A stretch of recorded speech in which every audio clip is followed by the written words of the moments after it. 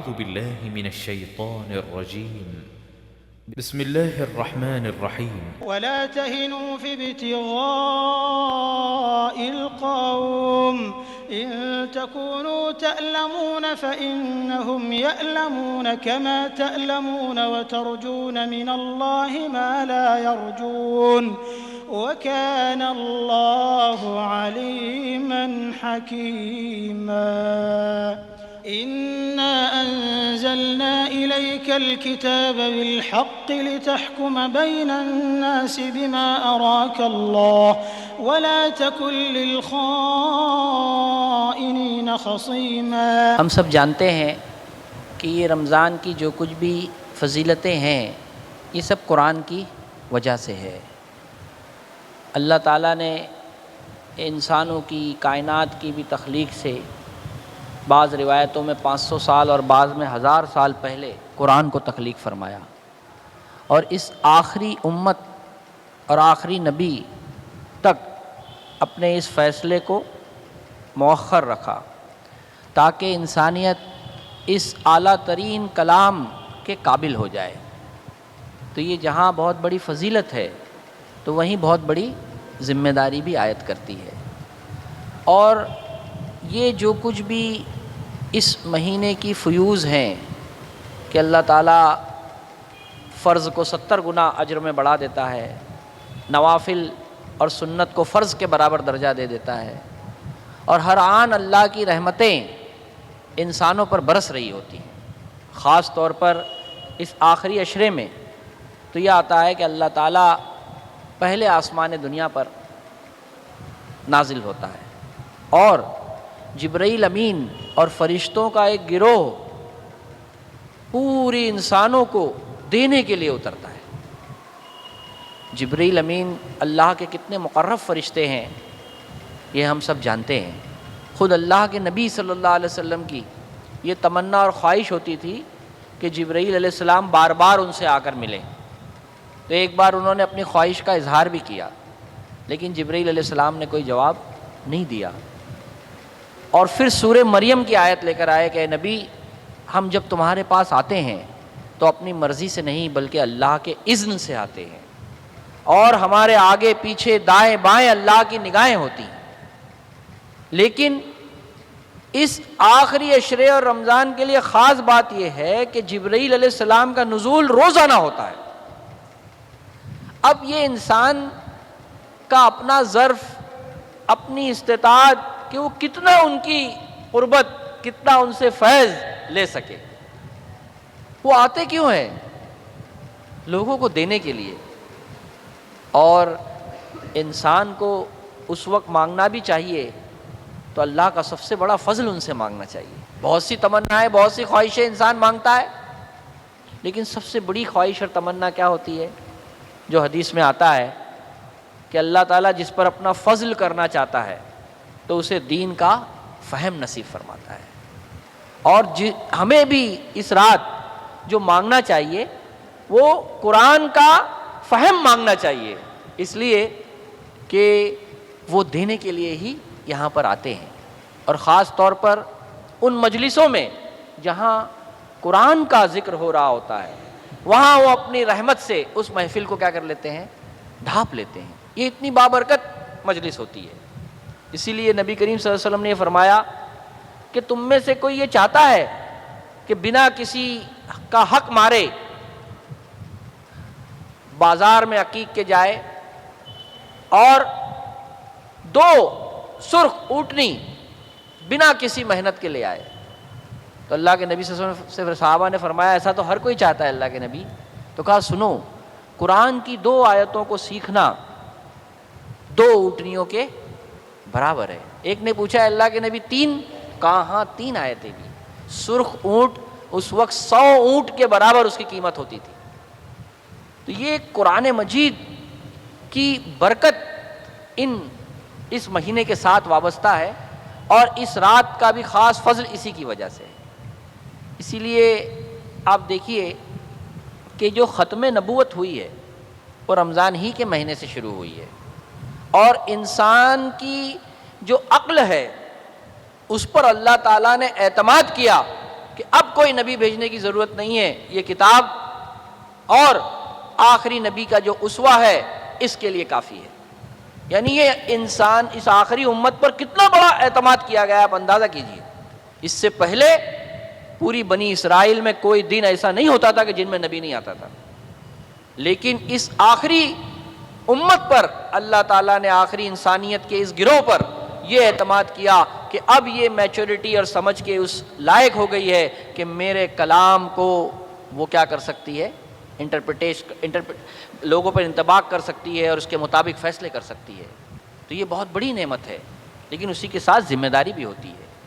پھر خاص طور پر جو سورہ نساء کا ہم لوگوں نے مطالعہ رکھا، اس کے اندر خاص بات اس سورہ میں یہ ہے کہ ایک نئی امت برپا ہو رہی تھی، اور لوگ عموماً ایمان لانے کے بعد اپنی عادتوں کی خرابیوں، قبائلی عصبیتوں، مزاج کی خرابیوں کے ساتھ اسلام میں کیا ہو رہے تھے، آ رہے تھے، اور نبی کریم صلی اللہ علیہ وسلم اور قرآن کی آیتیں اس کو کیا کر رہی تھی، درست کر کے ایک حقیقی اسلامی معاشرہ جیسا ہونا چاہیے اس کو بنا رہی تھی۔ اس لیے کہ اس گروہ کو ایک بہت عظیم ذمہ داری تمام انسانیت کے سامنے ادا کرنی تھی۔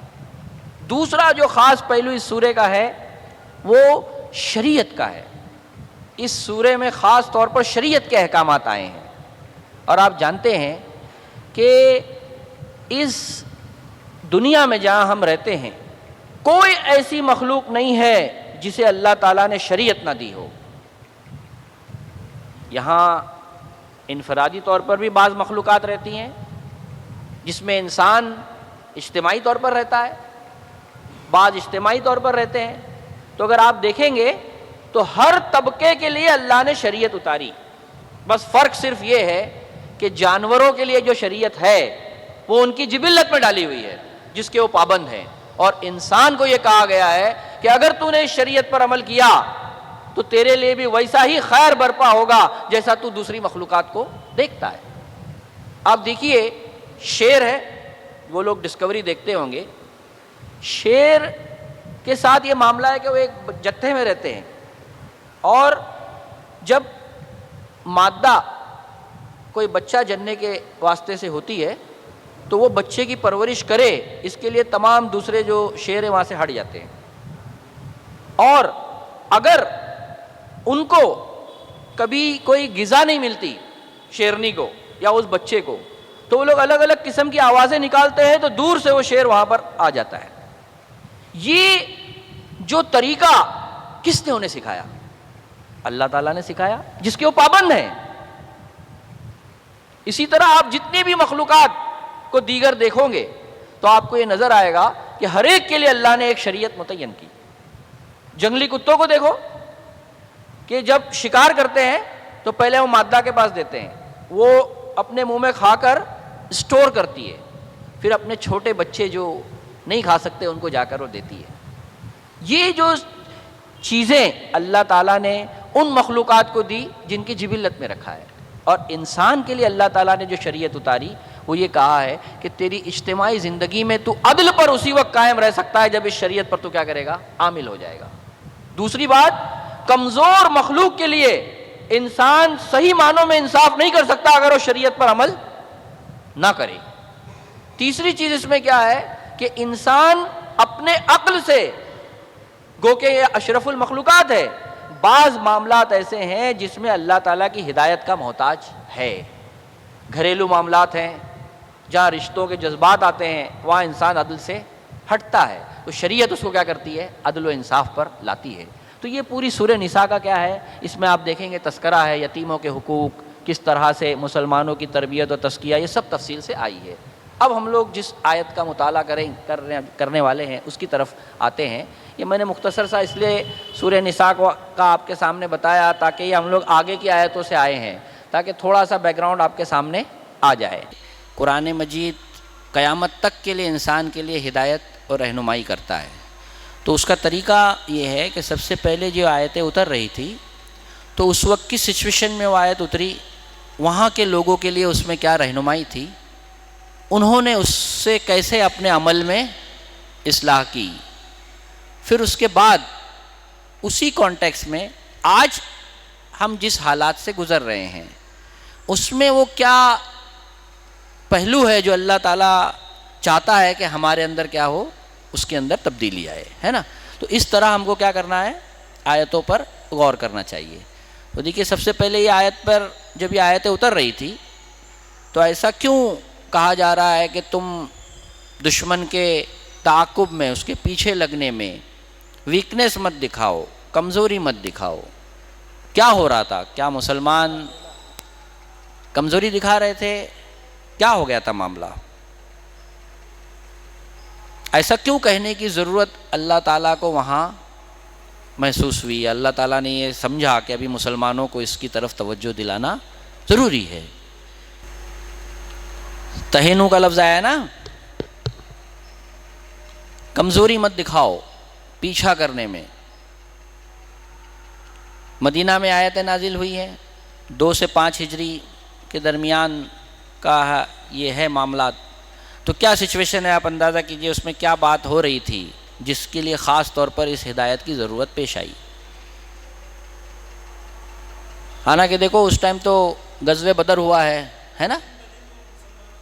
میں تو یہ ہے نا کہ ان کو، تم کو تکلیف ہو رہی ہے تو ان کو بھی تکلیف ہو رہی ہے، ایسی بات آ رہی ہے نا. تو کیا مطلب ہے؟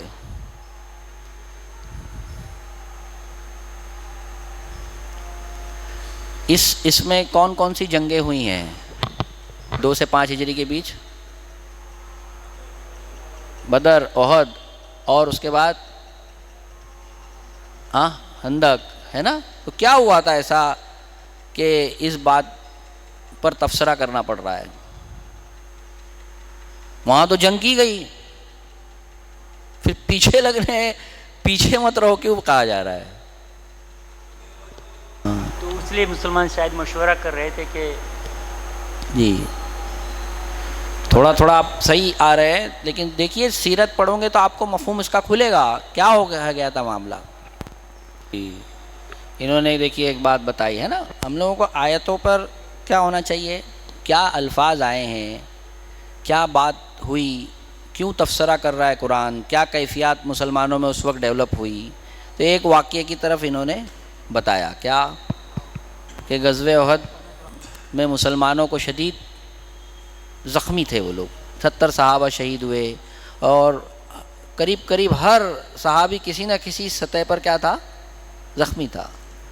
اب اس سچویشن میں یہ کہنا کہ اب تمہیں نکلنا ہے، یہ سب سے زیادہ انسان کے لیے کیا تھا، گرا تھا. اس لیے کہ کتنے رشتہ دار شہید ہو گئے ہیں، کوئی بہن بیوہ ہو گئی ہے، کیفیات ہے، اور اس میں اللہ کے نبی کہہ رہے نہیں ابھی جانا ہے. تو بہرحال بہت سو کے دلوں میں یہ ہو رہا تھا کہ اب یہ کیا ہم کو کہا جا رہا ہے ایسا.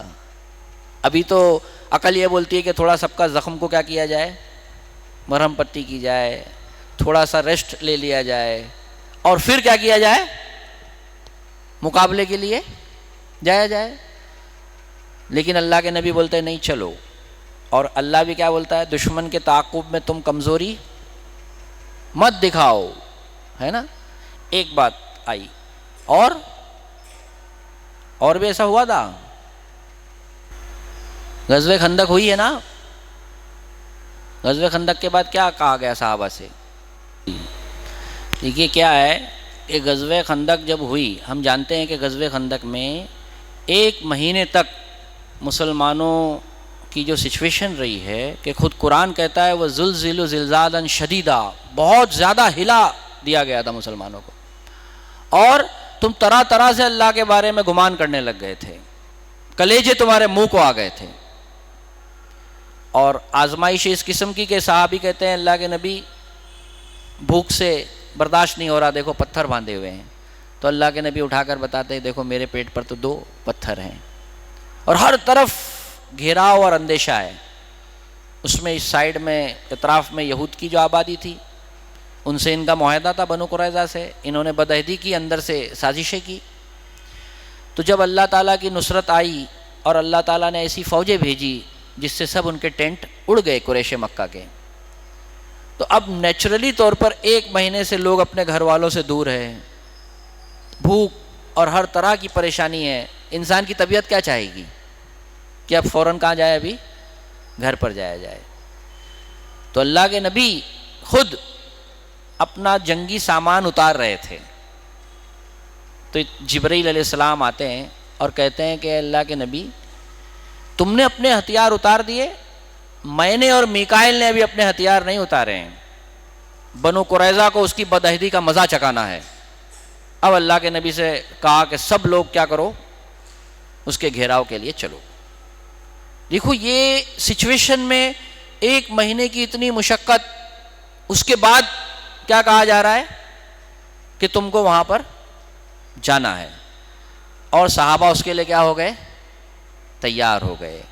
تو یہ جو بات یہاں پہلے ٹکڑے میں آئی ہے نا کہ دیکھو دشمن کے تعاقب میں تم کمزوری مت دکھاؤ، تم کو اگر دکھ پہنچتا ہے تو ان کو بھی تو پہنچ رہا ہے بھئی۔ یہ جو تکلیف ہے وہ کیا صرف مسلمان اٹھا رہے تھے؟ قریش مکہ غزوہ خندق میں کیا ہوا تھا؟ کیا چھوڑ چھاڑ کر آئے تھے وہ لوگ؟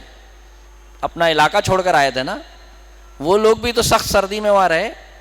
مدینہ کی جو سردی ہے نا، جو لوگ جاتے ہیں وہ ایسی سردی ہوتی ہے کہ پوری ہڈی میں اتر آتی ہے، ہم لوگوں کو اندازہ نہیں ہوتا، اچانک اس قسم کی سردی آتی ہے۔ اب وہ ٹھنڈی کے موسم میں وہ ہوا ہے معاملہ، تو اس میں آپ اندازہ کیجئے کہ یہ اللہ کہہ رہا ہے کہ تم تکلیف اٹھا رہے ہو تو وہ بھی تو تکلیف اٹھا رہے ہیں، تو پھر تم پیچھا کرنے میں کیوں کمزوری دکھا رہے ہو، ہے نا؟ تو یہ آیت اس وقت کے اعتبار سے تو ہم نے 2 واقعے سے سمجھا، ہے نا۔ اب یہ بات بتائیے کہ آج پوری ہمارے سامنے ہماری مسلمانوں کی تاریخ ہے اور ہم ہیں، ہمارے لیے یہ آیت کیا بولتی ہے تعاقب کے باب میں؟ اس وقت تو 2 واقعات ہمارے کو جنگ کے آئے، ہے نا، لیکن یہاں مقصد صرف جنگ ہی کے پیچھے تعاقب ہے۔ مسلمان ہمارے اور آپ کے لیے یہ آیت کیا گائیڈنس دیتی ہے؟ بھئی یہ آیت تو جیسا صحابہ کو کہہ رہی ہے کہ دشمنوں کے تعاقب میں تم کمزوری مت دکھاؤ، تو ہمارے سے کون سی کمزوری کا صدور ہو رہا ہے جو اللہ تعالیٰ چاہتا ہے نہیں ہونا چاہیے تعاقب میں؟ اصل تو ہدایت یہی ہے، ورنہ یہ تو بہت اچھی بات ہے یار صحابہ نے کیا، ہاں ایسا آئے گا تو ہم بھی کر لیں گے مطلب، لیکن اس وقت کیا کرنا چاہیے وہ بات ہے نا۔ اچھا کوئی مسلمانوں کو دشمن کی طرف سے کوئی معاملہ آتا ہے تو مثال کے طور پر جیسا سلمان رشدی تھا، اس نے شیطانک ورسز لکھی ہے نا، تو مسلمانوں نے کیا کیا؟ جوش میں آئے، جوش میں آ کے کیا کیا؟ پروٹیسٹ کیا۔ ٹھیک ہے، یہ بھی ایک مطلب ہے بات، لیکن کیا یہی کافی تھا یہ کرنے کے لیے؟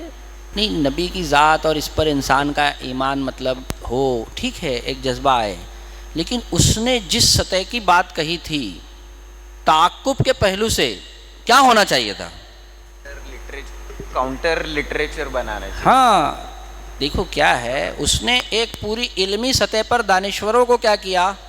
مس گائیڈ کرنے کی علمی سطح پر کوشش کی۔ اب اس کا تعاقب مسلمان نے کیا کیا؟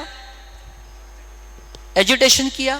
ٹھیک ہے، انسان نبی کی ذات پر کچھ بات آئے تو کبھی یہ پہلو بھی ہو سکتا ہے، لیکن کیا یہ آیت جو بتا رہی ہے اگر اس کا انٹرپریٹیشن ہم کریں آپ اپنے حالات پر، تو وہاں تو غزوہ احد تو لڑ چکے تھے مسلمان، لیکن پھر کیا کہا جا رہا ہے تم اس کے ساتھ جاؤ، تو اب اس کی وہ کتاب تو باقی ہے، وہ تو تمام جگہ اپنے فتنوں کو الگ، جہاں بینڈ ہے جہاں نہیں بینڈ ہے وہاں تو چل رہا ہے، تو کیا اس کا یہی تعاقب تھا کہ صرف ایجیٹیشن کر کے سو جانے کا؟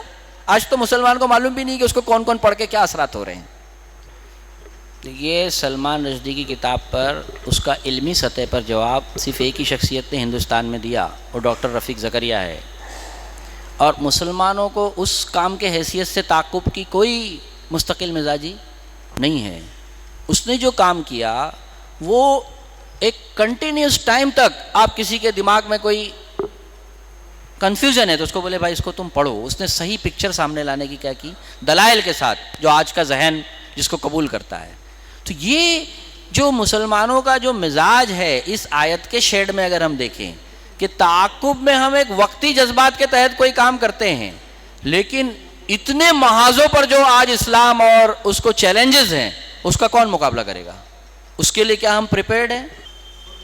ایڈمنسٹریشن کرتا ہے امپلیمنٹ، بنا ایڈمنسٹریشن کو ساتھ میں لیے کام نہیں ہو سکتا ہے. یعنی آئی پی ایس کیڈر جو ہے یہ اس منصوبہ بندی میں کا حصہ ہوتا ہے. اب مسلمانوں کا اس پہلو سے تعاقب کیا ہم لوگ کر رہے ہیں؟ بتاؤ، کر رہے ہیں ہم لوگ؟ ہمارے کو جب فساد ہوتا ہے تب ہم کو احساس ہوتا ہے ہمارے ساتھ کیا ہو گیا، ظلم ہوا. لیکن تعاقب کی شکل کیا ہو سکتی تھی جو مسلمانوں کو اختیار کرنی چاہیے تھی؟ کیا ہو سکتا تھا؟ اس کو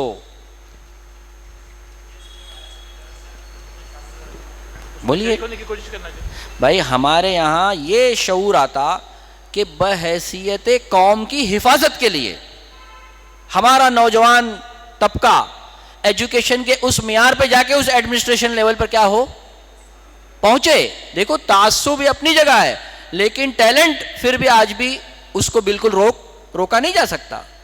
کیا اس کا مسلمانوں نے تعاقب میں کبھی کوشش کی؟ بس جب کچھ حادثہ ہوگا تو ایک جذبات کا اظہار کر کے قرآن یہاں کیا کہتا ہے؟ دیکھو تم دشمنوں کے تعاقب میں پیچھے مت دکھاؤ، کمزوری مت دکھاؤ. وہ بھی تو محنت کرتے ہیں. اب انہوں نے ہم آر ایس ایس کا نام لیتے ہیں، اس نے کیسے اپنے کیڈرز کو جج جو ابھی تک سپریم کورٹ لیول پر بچے ہوئے ہیں اب آہستہ آہستہ وہاں بھی نفوذ ہونا شروع ہو گیا.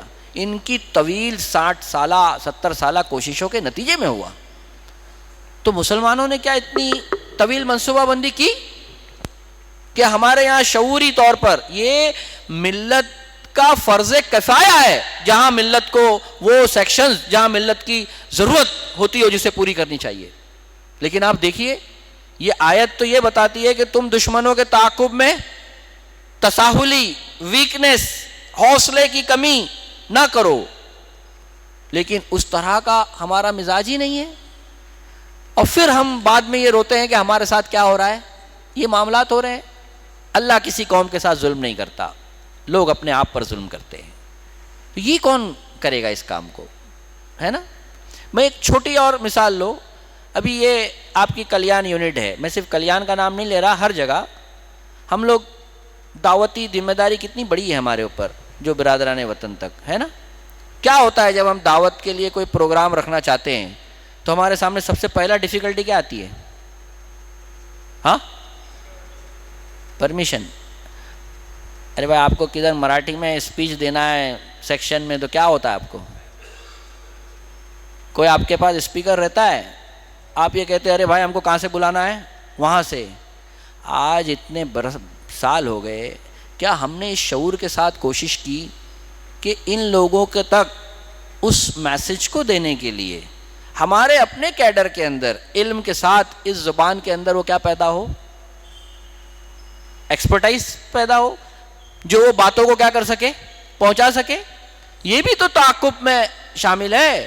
لیکن ہم اس پہلو سے لانگ ٹرم منصوبہ بندی جو تعاقب کی ہے اس کے لیے اپنے آپ کو تیار ہی نہیں کر رہے ہیں. اور قرآن کیا کہتا ہے؟ دیکھو تم تعاقب میں کمزوری. دیکھیے میں اگر کوئی غلط بات بول رہا ہوں تو آپ بتائیے ہے کہ نہیں ایسا، مجھے بتائیے آپ. اصل میں دیکھیے علامہ یوسف القرضاوی صاحب افریقہ کے انٹیریئرز کے دورے پہ گئے تھے. وہاں پر لوگ مرتد ہو رہے تھے تو اس کے لیے خاص وہ ڈیلیگیشن گیا تھا ادھر، اور بہت دور دراز سفر کر کے یہ لوگ گئے تھے. وہاں پر جب گئے تو ان کو معلوم پڑا کہ یہاں پر ایک ڈاکٹر ہے جو اتنی دور ان کا علاج کے لیے آتا ہے، لیکن یہ ہوا کہ اس کو آنے کے لیے ابھی 4 دن ہے، ہفتے میں ایک وزٹ کرتے ہیں. تو 4 دن اور وہاں پر ٹھہرے اس سے ملاقات کے لیے. اب وہ ڈاکٹر سائیکل پر آیا تو انہوں نے اس سے ملاقات کے لیے آگے بڑھے کہ ہم لوگ اتنے دن ویٹ کر رہے ہیں آپ سے ملنے. تو بولا ٹھہرو میں پہلے کس کو دیکھ لیتا ہوں، یہاں کے پیشنٹس کو. سب اس نے پیشنٹس کو دیکھا اور پھر بعد میں ان سے ملنے کے لیے آیا. تو انہوں نے یہ کہا کہ آپ کا نام کیا ہے، آپ کس کنٹری سے ہیں، سب پوچھ کر.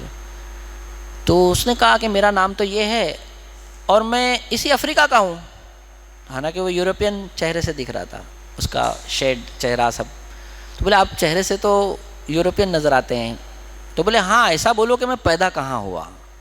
تو میرا نیٹیو پلیس جو ہے وہ سوئٹزرلینڈ ہے، لیکن اب تو یہ میرا وطن ہے. اور کتنے سال سے وہ کوالیفائڈ ڈاکٹر ہے، میں ان لوگوں کی خدمت کرنے آتا ہوں. اور وہ مشینری کا آدمی تھا، وہ لوگوں کو کرسچنز بنا رہا تھا. دیکھو اس پر یوسف القرضاوی صاحب نے یہ بات لکھی کہ یہ جو امت ہے یہ کسی مسئلے پر جان تو دے دیتی ہے، زندگی دے دیتی ہے، لیکن زندگی لگاتی نہیں ہے. تعاقب میں ایک بڑا فیکٹر کیا ہے کہ آپ کسی کاز کے لیے اپنے آپ کو ڈیووٹ کرو.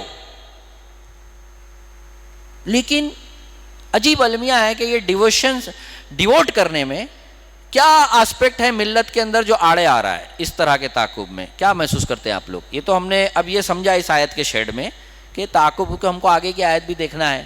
ایک یہ چاہتے تھے کہ ہم کو انٹرپریٹیشن میں سمجھ میں آئے کہ ہمیں کیا کرنا ہے نا. اب یہ بتاؤ کہ یہ آج کے دور میں کون سی چیز ایسی ہے جو اس طرح کے کام کرنے میں رکاوٹ پیدا ہو جا رہی ہے؟ کیا ہو رہا ہے امت کے اندر؟ کہاں لوز پوائنٹ ہے؟ اچھا ایک بات بتاؤ، چلو آپ لوگ تو ایک جنرلائز بات بول رہے ہو.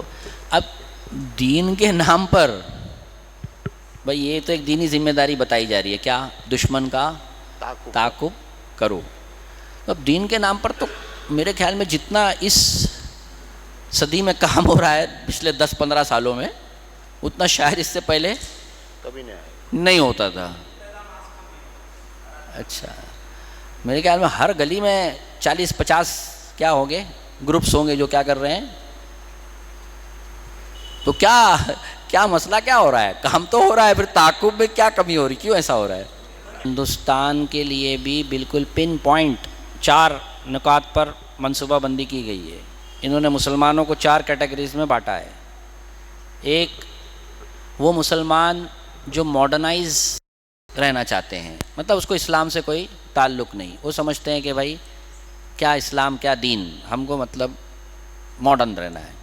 ایک مسلمان کا گروپ وہ بنایا انہوں نے جو مسلمان تو ہے لیکن دین پر چلنے پہ وہ خاص اہمیت دیتا نہیں ہے.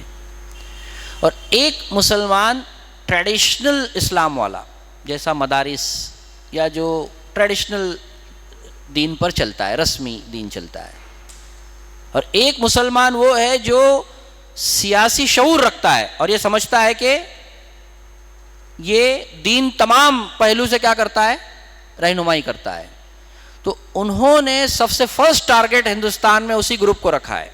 یہ ان کا پلاننگ ہے کہ اس کو کرش کر دیا جائے، بالکل جیسا بین الاقوامی سطح پر مصر میں آپ دیکھتے ہیں، شام میں آپ دیکھتے ہیں.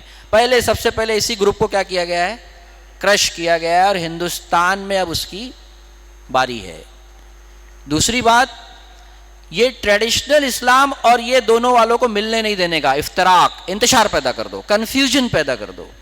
اسی لیے آپ دیکھتے ہیں کہ الگ الگ روایتی مذہبی لوگوں کی میٹنگز بڑی بڑی 5 اسٹار ہوٹل میں ہو رہی ہے. ابھی کچھ مہینے پہلے آپ نے دیکھا صوفیوں کی کانفرنس ہوئی، 5 اسٹار ہوٹل میں ہوئی. کیوں ہوئی؟ کیوں رکھی جا رہی ہے؟ وہ لاکھوں روپے خرچ کیے گئے. اور مسلکی جو ڈیوائڈیشن ہے چھوٹے چھوٹے مسئلے پر، اس کو دین بتا کر کیا کیا جا رہا ہے. اور یہ کوشش کی جا رہی ہے کہ یہ 2 گروپ کو آپس میں کسی شکل میں ملنے کو نہیں دینا، ورنہ بہت بھاری کیا ہو جائے گا؟ نقصان ہو جائے گا. تو اس کا شعور خود مسلمان اس کے تعاقب میں کوئی متحدہ پلیٹ فارم نہیں ہے کہ اس کے لیے کیا بنا سکے، ایک لائے عمل کہ ہم کو کیا اسٹریٹجی اختیار کرنی ہے. یہ ہمارا ایک مسئلہ ہے. سیکنڈ جو رکاوٹ ہے ہمارے اندر وہ کیا ہے کہ لائم لائٹ جو ہے آج کے دور کا بڑا فتنہ ہے. یہ سمجھ لیجئے کہ جو شخص 10 کتابیں بانٹتا ہے کوئی گروپ، تو وہ بھی اس حیثیت سے لوگوں میں نمایاں ہو جانا چاہتا ہے. بھائی یہ ادارہ یہ بانٹ رہا ہے تو آج تو اور آسان ہو گیا، ڈیجیٹل پرنٹنگ ہو گئی، جگہ جگہ کیا لگ گئے؟ بینر لگ گئے. واٹس ایپ تو اور ہے، فیس بک ہے. اور پبلسٹی کی وجہ سے وہ اپنے اس امیج کے لیے شارٹ ٹرم گین حاصل کرنا چاہتا ہے. ایسا کام کہ کسی ایک آدمی کو علمی سطح پر بڑھا کر وہ کیا کرے؟ جواب دے، جو کئی سال بعد سامنے آئے گا. تو وہ کس نے دیکھا ہے؟ ابھی جو نقد حاصل ہو رہا ہے وہ کیا کرو؟ حاصل کرو. اسی لیے ڈپلیکیشن آف ورک ہے. ایک ہی کام دوسرا گروپ بھی کر رہا ہے، ایک ہی کام دوسرا گروپ بھی کر رہا ہے. کوئی اس پر نہیں سوچتا ہے کہ بھائی وہ یہ کام کر رہا ہے تو میں کیا کروں، ملت کے دوسرے کام کو لگو.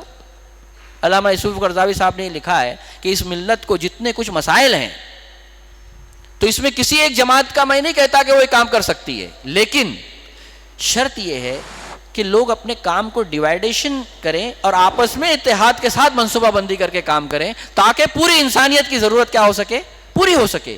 لیکن اس میں یہ رکاوٹ کیوں آ رہی ہے کہ ہر گروہ کا اپنا ایک کیا ہے، الگ ایجنڈا ہے، اس کے الگ مقاصد ہیں، اس کے لیے وہ ایک ہونے نہیں دے رہا ہے، باوجود یہ کہ جانتے ہیں کہ یہ تعاقب ہونا چاہیے. تو یہ جو رکاوٹیں ہیں جو آج کے دور میں ہیں تو اس حیثیت سے ہم کو بھی غور کرنا چاہیے، اس کو سمجھنا چاہیے، ہے نا. تو ہم لوگ آیت کے پہلے ٹکڑے کو سمجھے. اب اس کے بعد کیا آ رہا ہے کہ تم اللہ سے اس چیز کی امید رکھتے ہو جس چیز کی امید وہ نہیں رکھتے. اللہ علم والا بھی ہے اور حکمت والا بھی ہے، یہ بات کہی جا رہی ہے.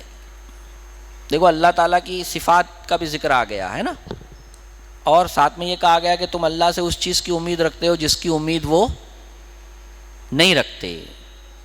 تو کیا بات ہے اس میں؟ اور اللہ کی صفت کیا آئی؟ اللہ علم والا ہے اور حکمت والا ہے. دیکھو اللہ تعالیٰ کی جو صفات ہیں وہ روح قرآن ہوتی ہے، اور ہر جگہ آپ دیکھیں گے الگ الگ صفت آتی ہے، تو اس صفت کے اعتبار سے اس کا کیا ہوتا ہے، وہاں مفہوم ہوتا ہے.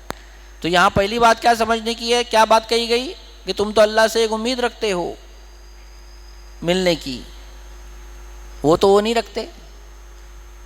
سیکنڈ، اللہ علم والا اور حکمت والا ہے. اس سے کیا، یہ ہم نے جو پہلے ٹکڑا سمجھا اس سے کیا سمجھ میں آتا ہے ایسا کانٹیکس؟ دیکھیے یہاں پر جو یہ بات آئی کہ تم تو اللہ سے ایک امید رکھتے ہو، وہ تو امید نہیں رکھتے. تو مومنین تو دنیا اور آخرت دونوں اعتبار سے اللہ سے یہ امید رکھتے ہیں کہ دنیا میں بھی نصرت اور کامیابیاں اللہ نے کس کے لیے رکھی ہے؟ کیا کافروں کے لیے رکھی ہے؟ قرآن تو کہتا ہے وَلَا تَهِنُوا وَلَا تَحْزَنُوا وَأَنْتُمُ الْأَعْلَوْنَ إِن كُنتُم مُؤْمِنِينَ. زمین کے وارث تو ہم ہمارے نیکوکار بندوں ہی کو بنائیں گے. تو دنیا کے پہلو سے بھی اللہ تعالیٰ مومن کو مایوس نہیں کرتا ہے، امید ہے. وَأُخْرَىٰ تُحِبُّونَهَا نَصْرٌ مِّنَ اللَّهِ وَفَتْحٌ قَرِيبٌ. تم جو چاہتے ہو وہ بھی اللہ تمہیں کیا کر دے گا، دے دے گا. شرط یہ ہے کہ تم اس تعاقب کی شرط کیا کرو، پوری کرو. اور اس واقعے کے تناظر میں دیکھو کہ اللہ تعالیٰ نے پورا نہیں کیا. جانتے کیا ہوا تھا؟ غزوہ احد میں مسلمانوں کو بڑی ہزیمت اٹھانی پڑی ان کی اپنی غلطیوں کی وجہ سے. اطراف میں منافقین ایک دم حوصلے ان کے بلند ہو گئے. اللہ کے نبی صلی اللہ علیہ وسلم کا یہ فیصلہ کہ چلو تعاقب کریں گے، کیا ہوا؟ ہوتا یہ تھا کہ ابو سفیان جیسا انہوں نے کہا جب گیا دور تو اس کو یہ احساس ہوا کہ میں نے یہ مسلمانوں کو کیوں چھوڑ دیا، پورا مدینہ کا مجھے کیا کر دینا چاہیے تھا، کلا کما کر دینا چاہیے تھا. تو اس کا طریقہ یہ ہوتا ہے کہ پہلے لوگ جاسوس بھیجتے ہیں آگے. تو اس نے 2 جاسوس بھیجے، تو آپ صلی اللہ علیہ وسلم نے یہ فیصلہ کر لیا کہ چلو اس کا پیچھا کرنے. تو وہ تو دیکھے کہ بھائی یہ فوج واپس لڑنے کے لیے آ رہی ہے. اب اس نے جا کے وہاں خبر دی اس کو. تو اب جب مسلمان اس شرط کو پورا کر دیتا ہے نا تو پھر اللہ کی مدد کیا آتی ہے، اللہ نے اس کے حوصلوں کو کیا کر دیا، پست کر دیا. اگر بالفرض تعاقب نہیں کرتے تو کیا ہوتا تھا، اندازہ کرو آپ. اس کا مطلب کیا ہوتا ہے کہ اگر مسلمان نے اس شرط کو ادا کر دیا تو اللہ تعالیٰ کی نصرتیں اس انداز سے آتی ہے کہ انسان اس کا گمان بھی نہیں کر سکتا. آئی کہ نہیں اللہ تعالیٰ کی نصرت. اور دوسرا سائیکولوجیکل ایڈوانٹیج جانتے ہو آپ نفسیاتی کیا ہوا؟ جو ہارے ہوئے ٹوٹے ہوئے دل تھے ان کو جیت کی مسرت میں اللہ تعالیٰ نے بدل دیا. جب وہ واپس مدینہ میں آئے تو یہ لوگوں کے سامنے بات آئی کہ ابو سفیان ان سے مقابلہ کرنے کے لیے بھاگ گیا. یہ کوئی دیکھو جنگ صرف میدان میں نہیں جیت جاتی، انسان کی نفسیات اور اس کے حوصلوں پر کیا اثر کرتی ہے یہ بہت بڑا فیکٹر ہوتا ہے. اس میں کیا ہوا، اطراف میں یہودی منافقین سب کو یہ آیا کہ ارے بھائی یہ لوگ تو واپس وہاں گئے تھے، اس کی وجہ سے کیا ہو گیا، ابو سفیان واپس چلا گیا. ان کے حوصلے ہمتیں کیا ہو گئی، پست ہو گئی. یہ تعاقب میں اللہ تعالیٰ کیا کرتا ہے. اور یہ جو غزوہ خندق کے حوالے سے سمجھو کیا ہوا کہ جب انہوں نے ان کا تعاقب کیا تو مسلمان جس فاقہ کشی کے عالم میں تھے، آپ نے دیکھیے غزوہ خندق میں جب ایک پتھر آ گیا تھا، ٹوٹ نہیں رہا تھا، تو آپ نے اپنے دست مبارک سے اس پر ہتھوڑا مارا ہے، اور اس میں سے جو ایک نور نکلا یا شعاع نکلی ہے، تو آپ نے کہا کہ مجھے اللہ نے کیسر و کسرا کے محلات عطا فرما دیے، وہ کنگورے مجھے دے دیے گئے، ہے نا؟ کون کہہ رہا ہے جس کے پیٹ پر 2 پتھر بندھے ہوئے ہیں، جس کو چاروں طرف سے گھیرا ہوا ہے؟ اب دیکھو مسلمانوں نے تعاقب کیا تو کیا ہوا؟ پورا قلعہ اللہ تعالیٰ نے ان کو کیا کر دیا؟ بنا لڑے بھیڑے عطا کر دیا۔ قرآن کیا کہتا ہے؟ ہم نے تمہارا رعب ان کے دلوں میں ڈال دیا، اور پھر ان کے 700 مرد قتل ہوئے ہیں، ان کی عورتیں لونڈیاں بنی ہیں، ان کے پورے باغات اور کھیت مسلمانوں کو دے دیے، اور یہ آتا ہے کہ مسلمان یہ کہتے ہیں کہ اس سے پہلے اتنا مال ہم کو کبھی نہیں ملا۔ اللہ کے خزانے میں کیا کمی ہے؟ بس اللہ یہ کہتا ہے کہ تم یہ شرط کو کیا کر دو؟ پوری کر دو۔ تو ایسے ہی انسان جب اس قسم کے تعاقب میں آگے بڑھتا ہے تب اللہ کی نصرتیں بالکل کیا رہتی ہے، لیکن اگر پیچھے ہٹ گئے تو کیا ہوتا ہے؟ ایسا ہی وعدہ اللہ تعالیٰ نے بنی اسرائیل سے بھی کیا تھا۔ کیا کہا تھا؟ کہ جاؤ وہ دودھ اور شہد کی نہریں میں نے تمہارے لیے لکھ دی، مطلب فلسطین۔ اب یہ موسیٰ علیہ السلام کے ساتھ وہاں گئے، موسیٰ علیہ السلام نے کہا چلو،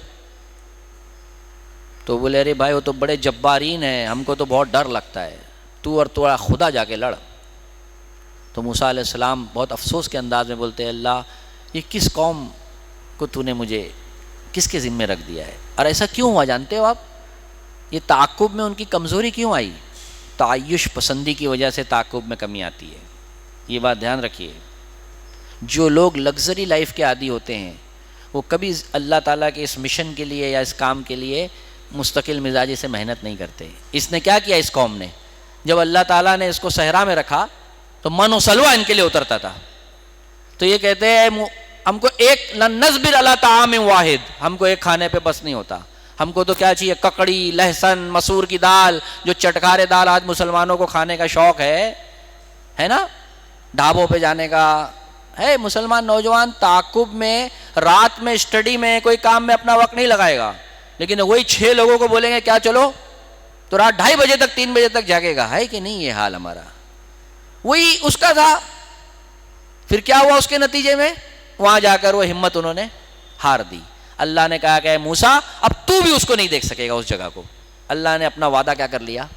واپس لے لیا، بیک کر لیا، اور پوری قوم کو 40 سال صحرا وردی کرائی ہے، ایک جنریشن اسی ختم ہوئی ہے، پھر دوسری نئی جنریشن آئی ہے جس نے وہ کام کیا، اس کام میں بھی صرف 313 لوگ ہی آگے بڑھے۔ یہ قوم کا ایسا حال تھا کہ جب اللہ تعالیٰ نے داؤد علیہ السلام یا طالوت جو بادشاہ ان کے لیے مقرر کیا تو اس نے کہا کہ دیکھو نہر کا پانی نہیں پینا، الا یہ کہ جتنا تھوڑا پیاس لگے، تو اکثریت نے کیا کر لیا؟ خوب پی لیا پانی۔ اب جب فوج کے مقابلے پر آئے تو بولے ہماری ہمت نہیں ہے لڑنے کی۔ صرف وہ لوگ جنہوں نے اس پر عمل کیا تھا، وہ آتا ہے روایتوں میں 313 ہی لوگ تھے، لیکن اللہ کیا کہتا ہے؟ ہم قلیل گروہ کو کثیر پر غالب کر دیتے ہیں، اس لیے کہ اللہ تعالیٰ یہ فائٹر جیٹ پلین یا اسرائیل یا اس کی قوتیں جو ہم دیکھتے ہیں، کیا یہ اللہ اور اس کے فرشتوں کو شکست دے سکتے ہیں؟ اگر ہم اس شرط پر اتر آئیں تو اللہ تعالیٰ کی اس طرح نصرتیں کیا ہو جاتی ہے؟ شامل حال ہو جاتی ہے۔ ایک اور واقعے سے سمجھو، غزوہ تبوک کے پہلے غزوہ موتا ہوا ہے۔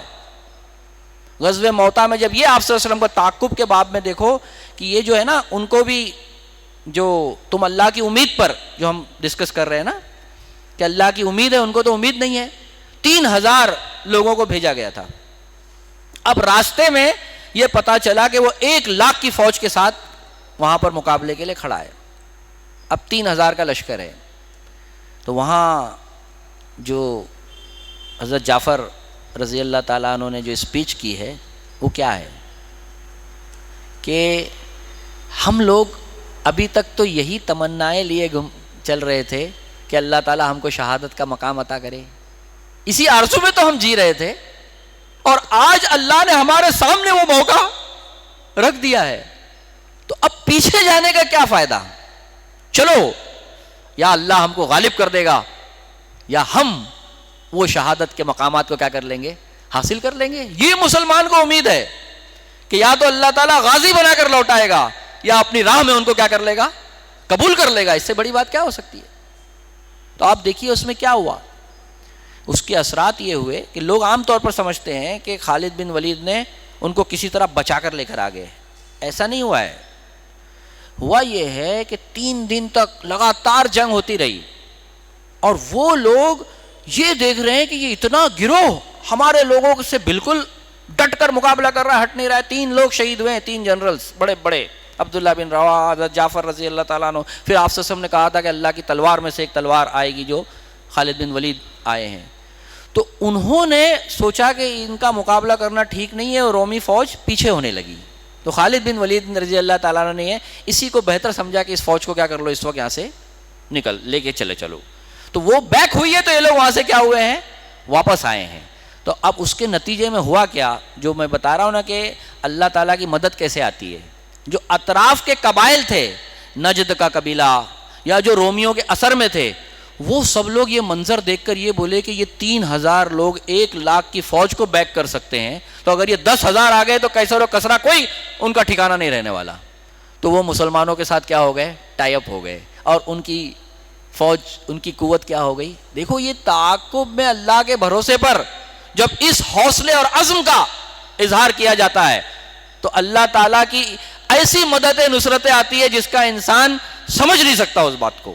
یہ میں اسی واقعہ سے بتا رہا ہوں جس کے تحت ہے, جو سامنے آج ہم کو سمجھ میں آتا ہے کہ کیا ہوا. فسادات کو لے لو. یہ بھیونڈی میں آپ کے قریب میں اعظم گڑھ اعظمی کمپاؤنڈ ہے.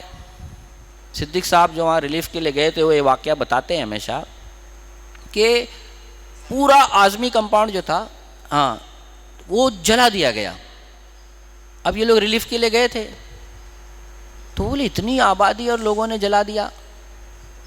تو وہاں پر دیکھے تو ایک پھوس کی جھوپڑی میں ایک کالا سریقے کا شخص تھا, اس کے گھر کو کچھ نہیں ہوا اور وہ بیٹھا ہے اپنے گھر والوں کے ساتھ. تو یہ لوگ نے اس سے کہا کہ یار تمہارے گھر کو کچھ نہیں ہوا اور یہ سب جلا دیے. تو کہا کہ ایسا ہوا کہ جب یہ خبر آئی کہ وہاں سے مارنے کے لیے آ رہے ہیں تو یہ سب گھر چھوڑ چھوڑ کے بھاگ گئے. بولے تو بولے تم کہاں گئے تھے؟ بولے میں ادھر ہی تھا, میں نے اپنی لکڑی ساتھ میں لے کے رکھا تھا اور میں بولا تھا میرے پاس آؤ گے تو 2 کو ماروں گا اور مروں گا. تو اس کے پاس کسی نے ہمت نہیں کیا آنے کی. جب انسان حوصلے اور عزم کا مظاہرہ کرتا ہے اللہ کے بھروسے پر تو اللہ تعالیٰ ہی کے ہاتھ میں تو سب قوت ہے.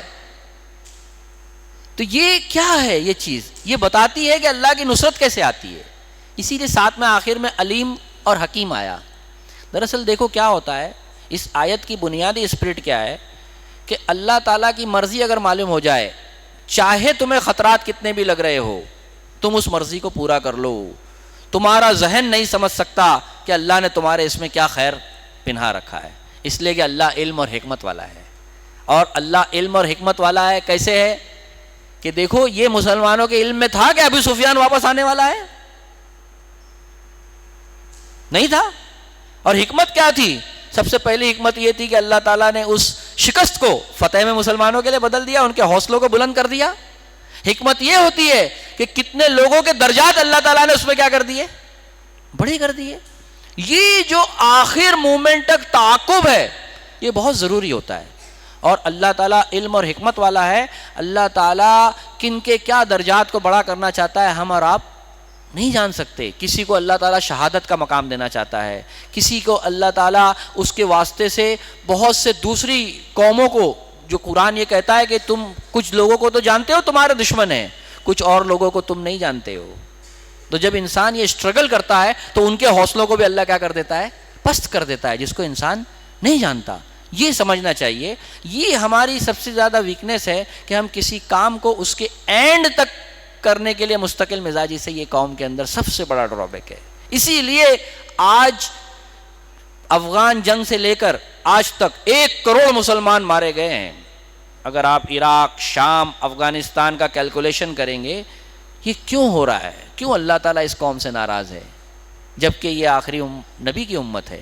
اس لیے کہ وہ اس فریضے کو انجام دینے میں کیا کر رہی ہے, کوتاہی کر رہی ہے. دوسری بات یہ بتاتی ہے کہ اللہ تعالیٰ کی مرضی جہاں معلوم ہو جائے تو یہ نہیں دیکھنے چاہیے کہ اب میرے مسالے کیا ہیں, میری رکاوٹیں کیا ہیں, اس پر اللہ تعالیٰ کی مدد پر کیا ہو جانے کا؟ جم جانے کا. اب چاہے ہم اللہ کی راہ میں کام آ جائے، چاہے اللہ تعالیٰ اس مقصد کو ہم سے کیا کر لے؟ پورا کر لے. تیسرا بات یہ بتاتی ہے کہ کنٹینیویشن، مستقل مزاجی کے ساتھ جب تک یہ قوم کام نہیں کرے گی اپنے اصل ہدف کو حاصل نہیں کر سکتی. ہم جو تکلیف کی بات کرتے ہیں نا، ان کو بھی تکلیف ہوتی ہے. تو آج جو لوگ مطلب باطل ہے، کیا وہ تکلیف نہیں اٹھا رہے ہیں؟ وہ لوگ کتنے ہیں جو اپنے کیریئر کی قربانیاں دے کر کیا کر رہے ہیں؟ اس کاز میں لگے ہوئے ہیں.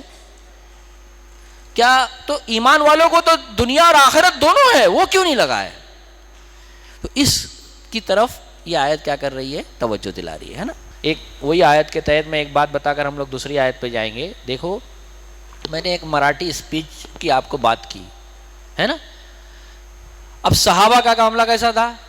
اللہ کے نبی صلی اللہ علیہ وسلم کو یہ ضرورت پیش آئی کہ یہودیوں کے ساتھ اور بادشاہوں کے ساتھ ہیبرو لینگویج ضروری تھی، عبرانی. آپ نے کہا کون سیکھے گا اس کو؟ حضرت زید رضی اللہ تعالیٰ عنہ نے 6 دن میں عبرانی زبان کو سیکھ لیا. ہمارے اندر ہے کوئی ایسا جو اس جذبے کے ساتھ کہ نہیں ان برادران وطن کے لیے ہم کو یہ کام کرنا ہے، اپنے آپ کو کیا کرے؟ کہاں ہے ہم بتاؤ؟ جب انہوں نے ایسا کیا، اللہ نے کیا کیا؟ ان پر دنیا بھی اس طرح بہائی کہ وہ خود روتے تھے، اللہ تو ہمیں یہ دے کر کہیں آخرت تو ہم سے نہیں چھین رہا ہے. حضرت عمر کے دور میں کسرا ہر چیز، خزانے کے خزانے اللہ نے کیا کر دیے؟ دے دیے. پھر آپ دیکھیے آج کی دور کی بھی بتاؤں، آپ بولیں گے وہ صحابہ کی بات بتا رہے ہیں. ڈاکٹر حمید اللہ کا نام آپ نے سنا ہوگا. یہ ایسا شخص ہے کہ بہت جو اہل علم حضرات ہیں اس کو جانتے ہیں. 6 لینگویج میں بیک وقت اسپیچ اور رائٹنگ کرتے تھے. اتنی سادہ زندگی کہ ان کا فرانس میں جو گھر تھا، اتنی سیڑھی چڑھ کر اوپر جانے کے بعد 10 بائی 10 کا چھوٹا سا کمرہ تھا. اپنے گھر میں ٹیلی فون بھی نہیں رکھا تھا. جانتے ہو کیوں؟ کہ اس کی وجہ سے میرا جو تحقیقی کام ہے وہ متاثر ہوگا. میرے کو پوری فرینچ، جرمن لینگویج میں سیرت کا صحیح پیغام کیا کرنا ہے؟ پہنچانا ہے. اب اتنا ڈیڈیکیشن کے ساتھ اس شخصیت نے جو کام کیا، اللہ ان کی قبر کو نور سے بھرے. ہزاروں لوگوں نے ان کے وجہ سے اسلام قبول کیا ہے یورپ کے. اور یہاں جماعت کی جماعت لگی رہتی ہے اور بس لائم لائٹ کے پروگرام کیے جاتے ہیں. ایک بات سمجھ لو، یہ اخبارات میں کوئی ہمارے کام آ جاتے ہیں نا، یہ بالکل طوائف کی چھبی کی طرح ہے. ایک بار نظر آتا ہے، لوگ اس کو بھول جاتے ہیں. یاد اسی کے کاموں کو رکھا جاتا ہے جو زندگی میں کوئی ٹھوس کام کر کے جاتا ہے اور دنیا اسی کو یاد کرتی ہے. یہ اس طرح کی یہاں آ گیا، ارے ہم نے یہ کر دیا، یہ آ گیا، یہ کام بہت زیادہ اثر انداز نہیں ہوتے. تو ان کی بات بتاتا ہوں کہ انہوں نے سیرت پر جو کام کیا ہے، آج بھی پوری یورپین اقوام ان کے ٹرانسلیشنز کر رہی ہے اور بڑی تعداد اس کو پڑھ کر نبی کریم صلی اللہ علیہ وسلم کی سیرت کو صحیح سمجھا ہے. اور اس شخصیت کا اللہ کے نبی کے ساتھ کیا تعلق تھا، جو میں نے کہا نا یہاں کیا آیت آئی ہے، جو اللہ سے امید رکھتا ہے. شاہ فیصل ایوارڈ کے لیے جب ان کو چنا گیا، وہ ایک واحد شخص ہے جنہوں نے شاہ فیصل ایوارڈ کو ریجیکٹ کر دیا. انہوں نے کہا میں اللہ کے نبی کی خدمت کے لیے یہ کام انجام دے رہا ہوں، کسی دنیا کے انعام کے لیے نہیں دے رہا ہوں. اللہ تعالیٰ ان کے درجات کو بلند کریں. اس قسم کی شخصیتوں کا اس قسم کے کام کی ضرورت ہے. تب صحیح معنوں میں کیا ہوگا، جو ہم یہ کہتے ہیں نا کہ تعاقب کرنا ہے. الگ الگ شعبوں میں نوجوان اس کو اپنا ہدف بنائیں، ڈیڈیکیٹلی کام کرے، قطع نظر اس سے کہ کوئی دنیا ان کو جانتی ہے نہیں جانتی. اللہ تو جانتا ہے نا. اللہ یا تو اس کے ذریعے وہ کام پورا کر لے گا، اور اگر نہیں کیا تو اللہ کے اجر تو اس کا کیا ہو گیا؟ محفوظ ہو گیا. اصل کس لیے انسان کام کرتا ہے؟ اس آخرت ہی کی تو اجر کے لیے کرتا ہے. اسی لیے مولانا علی میاں صاحب کا کبھی میں نے ایک بار آپ کو واقعہ سنایا تھا، جو تاریخ دعوت و عظیمت میں انہوں نے لکھا ہے کہ جو کسرا کا جو تاج تھا، جس سپاہی کو وہ ملا، تو وہ بادشاہ کا تاج کا مطلب سمجھتے ہو، فوجی اسٹریٹجی کے اعتبار سے سب سے پہلی بات تو یہ ہوتی ہے کہ جس نے جس سے لڑا اس کے تحت اس کا جو سامان ہوتا ہے اس کو دے دیا جاتا ہے، بعد میں خمس نکالا جاتا ہے. ایک بات تو یہ ہے. دوسری بات کیا ہے کہ وہ تاج کوئی لا کے دے، کتنا بڑا بات ہے کہ کتنا بڑا کارنامہ اس نے انجام دیا. اب وہ شخص رات میں آتا ہے اور جو سپہ سالار ہے اس کے ٹینٹ میں جاتا ہے اور اس کو وہ تاج دیتا ہے کہ میں کو جنگ میں یہ والا تاج کسرا سے میں نے حاصل کیا تھا جو جنگ ہوئی تو، اور دے کر فوراً اس کے ٹینٹ سے نکل جاتا ہے. اب وہ باہر دوڑتے ہوئے آتے ہیں اور اس سے پوچھتے ہیں ارے بھائی تم نے اتنا بڑا کام کیا، تم کس قبیلے سے ہو؟ اس وقت قبیلے سے شناخت ہوتی تھی، اور تمہارا نام کیا ہے؟ تو کہتے ہیں میں نے جس کے لیے یہ کام کیا وہ میرا نام بھی جانتا ہے اور میرے قبیلے کا نام بھی جانتا ہے۔ علی میاں رحمۃ اللہ علیہ لکھتے ہیں کہ آج تاریخ اس شخص کے نام سے ناواقف ہے، لیکن اللہ تعالیٰ کے رجسٹر میں اس کا کتنا اونچا نام ہوگا۔ اس طرح کا جو اللہ سے امید رکھ کر کام کریں، چاہے ان کو لوگ جانیں یا نہ جانیں، ایسے ہی لوگ ہیں جن کے بارے میں اللہ کے نبی نے فرمایا کہ تم میں کتنے لوگ ایسے ہیں کہ جن کو محفل میں کوئی نہیں پہچانتا، لیکن وہ اگر اللہ کی بات پر کوئی قسم کھا لیتے ہیں تو اللہ ان کی قسم کی لاج رکھ لیتا ہے۔ اللہ کیا ان کا مقام اتنا بڑا ہوتا ہے، اس کی تگ و دو کرتے ہوئے اس کام کو ہم کو آگے کرنا چاہیے۔ چلو ہم لوگ آگے کی آیت پر آتے ہیں۔ یہ کہ ہم نے یہ کتاب تم پر حق کے ساتھ نازل کی ہے تاکہ جو حق اللہ نے تمہیں دکھایا ہے اس کے مطابق لوگوں کے درمیان فیصلہ کرو اور خیانت کرنے والوں کے حمایتی نہ بنو۔ اب یہاں پر جو آیت ہے اس میں ہم کو کیا سمجھنا ہے کہ کیا حق کے مطابق وہاں فیصلہ نہیں ہو رہا تھا؟ کیا معاملہ پیش آ گیا تھا جو یہ بات کہی جا رہی ہے کہ تم حق کے مطابق فیصلہ کرو، ہے نا؟ کیا چیز ہو رہی تھی؟ ایک تو یہ بات سمجھنا ہے۔ دوسری بات کیا ہے کہ جو کچھ اللہ نے تمہیں دکھایا، بما اراک اللہ، تو اللہ تعالیٰ نے کیا دکھایا؟ اللہ تعالیٰ کے دکھانے کا طریقہ کیا ہے؟ بھئی یہ ہم کو سمجھنا ہے کہ اراک اللہ سے کیا اللہ کہنا چاہ رہا ہے۔ اور تیسری بات کیا ہے کہ تم خیانت کرنے والوں کی حمایتی نہ بنو۔ تو نبی کریم صلی اللہ علیہ وسلم کو مخاطب کیا گیا ہے، سنگل۔ تو کیا تینوں باتوں میں کیا سمجھ میں آتا ہے؟ کیا سچویشن ہو گئی تھی مدینہ میں اس وقت؟ دیکھو اس میں ہے نا، یہ واقعہ تھوڑا ادھورا ہے آپ کے سامنے۔ ہوا یہ ہے کہ وہ جو اس وقت جو ہوتا تھا، جو یا اس طرح کی چیزیں نا 6 مہینوں میں قافلے آتے تھے، اور سامان جو پیسے والے ہوتے تھے وہی اسٹور کر پاتے تھے، باقی ہر ایک کے پاس ہوتا نہیں تھا۔ اسی لیے سورہ معاون میں آپ دیکھو یہ کہا ہے کہ وَيَمْنَعُونَ الْمَاعُونَ، جو چھوٹی چھوٹی چیزوں کو منع کرتا ہے اس پہ ہلاکت کی بات کہی گئی۔ وہ کیوں؟ کہ ہماری سوسائٹی میں مت قیاس کیجئے، اس کو دیکھیے کہ وہاں پر ایک چیز، ہم کو تو ماچس ختم ہو گئی تو نیچے جا کے لے لیں گے تیلی، لیکن وہاں کوئی آئٹم ختم ہوا تو کوئی دکانیں نہیں ہے جو ملے گی، کسی نہ کسی سے کیا کرنا ہے؟ لینا ہے نا؟ تو اب اس سچویشن میں اس شخص نے اس سے وہ سامان لے کر سب سے پہلے جاتا ہے وہ، اور گھر جانے کے بعد اس کے گھر چولہا جلتا ہے، تو اس پہ جو قتادہ ہے جن کے چچا کا یہ معاملہ تھا، تو وہ لوگ یہ دیکھتے ہیں کہ معلوم کرتے ہیں کہ بھائی آج چولہا اسی کے گھر پہ جلا، اس کا مطلب ہے کہ سامان اس نے کیا کیا؟ لیا ہے۔ تو یہ لوگ اس بیس پر اللہ کے نبی کے پاس جاتے ہیں پہلے، تو وہ یہ دیکھتا ہے کہ اب مقدمہ وہاں چلا گیا، تو یہ کیا کرتا ہے؟ وہ زرہ یہودی کے پاس جا کے رکھ دیتا ہے اور راستے میں گراتے ہوئے جاتا ہے تاکہ وہاں پر کیا ہو جائے۔ اب دیکھو 2 باتیں آ گئی، پہلا معاملہ کیا آیا اللہ کے نبی کے سامنے، پھر دوسرا آیا کہ سامان وہاں مل رہا ہے۔ اب ہم اور آپ فیصلہ نہیں کر رہے ہیں، فیصلہ کس کے سامنے آیا ہے؟ اللہ کے نبی کے سامنے۔ تو اللہ کے نبی دونوں طرح کی سچویشن سامنے آئی، دونوں طرح پہ گواہ بتا رہے ہیں۔ ایک بتا رہے ہیں ہاں اس کے یہاں جلا تھا آج، اور اس کے یہاں تو آٹا واٹا یہ سب چیز ہے ہی نہیں، ملتی نہیں ہے، کیسے اس نے یہ سب چیز پکائی؟ اور ایک آیا کہ بھائی سامان زیرہ کہاں مل رہا ہے؟ وہاں مل رہا ہے۔ دونوں طرح کی باتیں آ گئی۔ تو اب یہ ایک بات کہی جا رہی کہ بھائی اللہ کے نبی کا دل پسیجنے لگا کہ ارے مسلمان کے خلاف کیسا فیصلہ دیا جائے۔ بات سمجھ رہو اس کو، ہے نا؟ اب دیکھو اللہ کے نبی صلی اللہ علیہ وسلم کی جو زندگی ہے، عام طور پر ہمارے یہاں 2 انتہائیں پائی جاتی ہیں۔ ایک تو یہ ہے کہ انہوں نے اللہ کا مقام دے دیا بعض لوگوں نے اللہ کے نبی کو، اور بعض جو وہابی مسلک ہے اس نے اللہ کے نبی کے درجے کو کسی نہ کسی سطح پر کیا کر دیا؟ گھٹا دیا، جو نبی کی شان کے مطابق نہیں تھا۔ اب دیکھیے یہ جیسا کسی نے دلیل دی نا، بھی وہ انسان ہیں، بشر ہیں، نبی ضرور بشر ہوتا ہے، لیکن ہم اور آپ جیسے بشر ہے ایسا بشر نہیں ہوتا وہ، اس کے قلب پر وحی آتی ہے۔ اگر ہمارے قلب پر وحی آئے نا، ہمارا دل پھٹ جائے گا، مر جائیں گے ہم، معمولی بات نہیں ہوتی ہے، سمجھو بات کو۔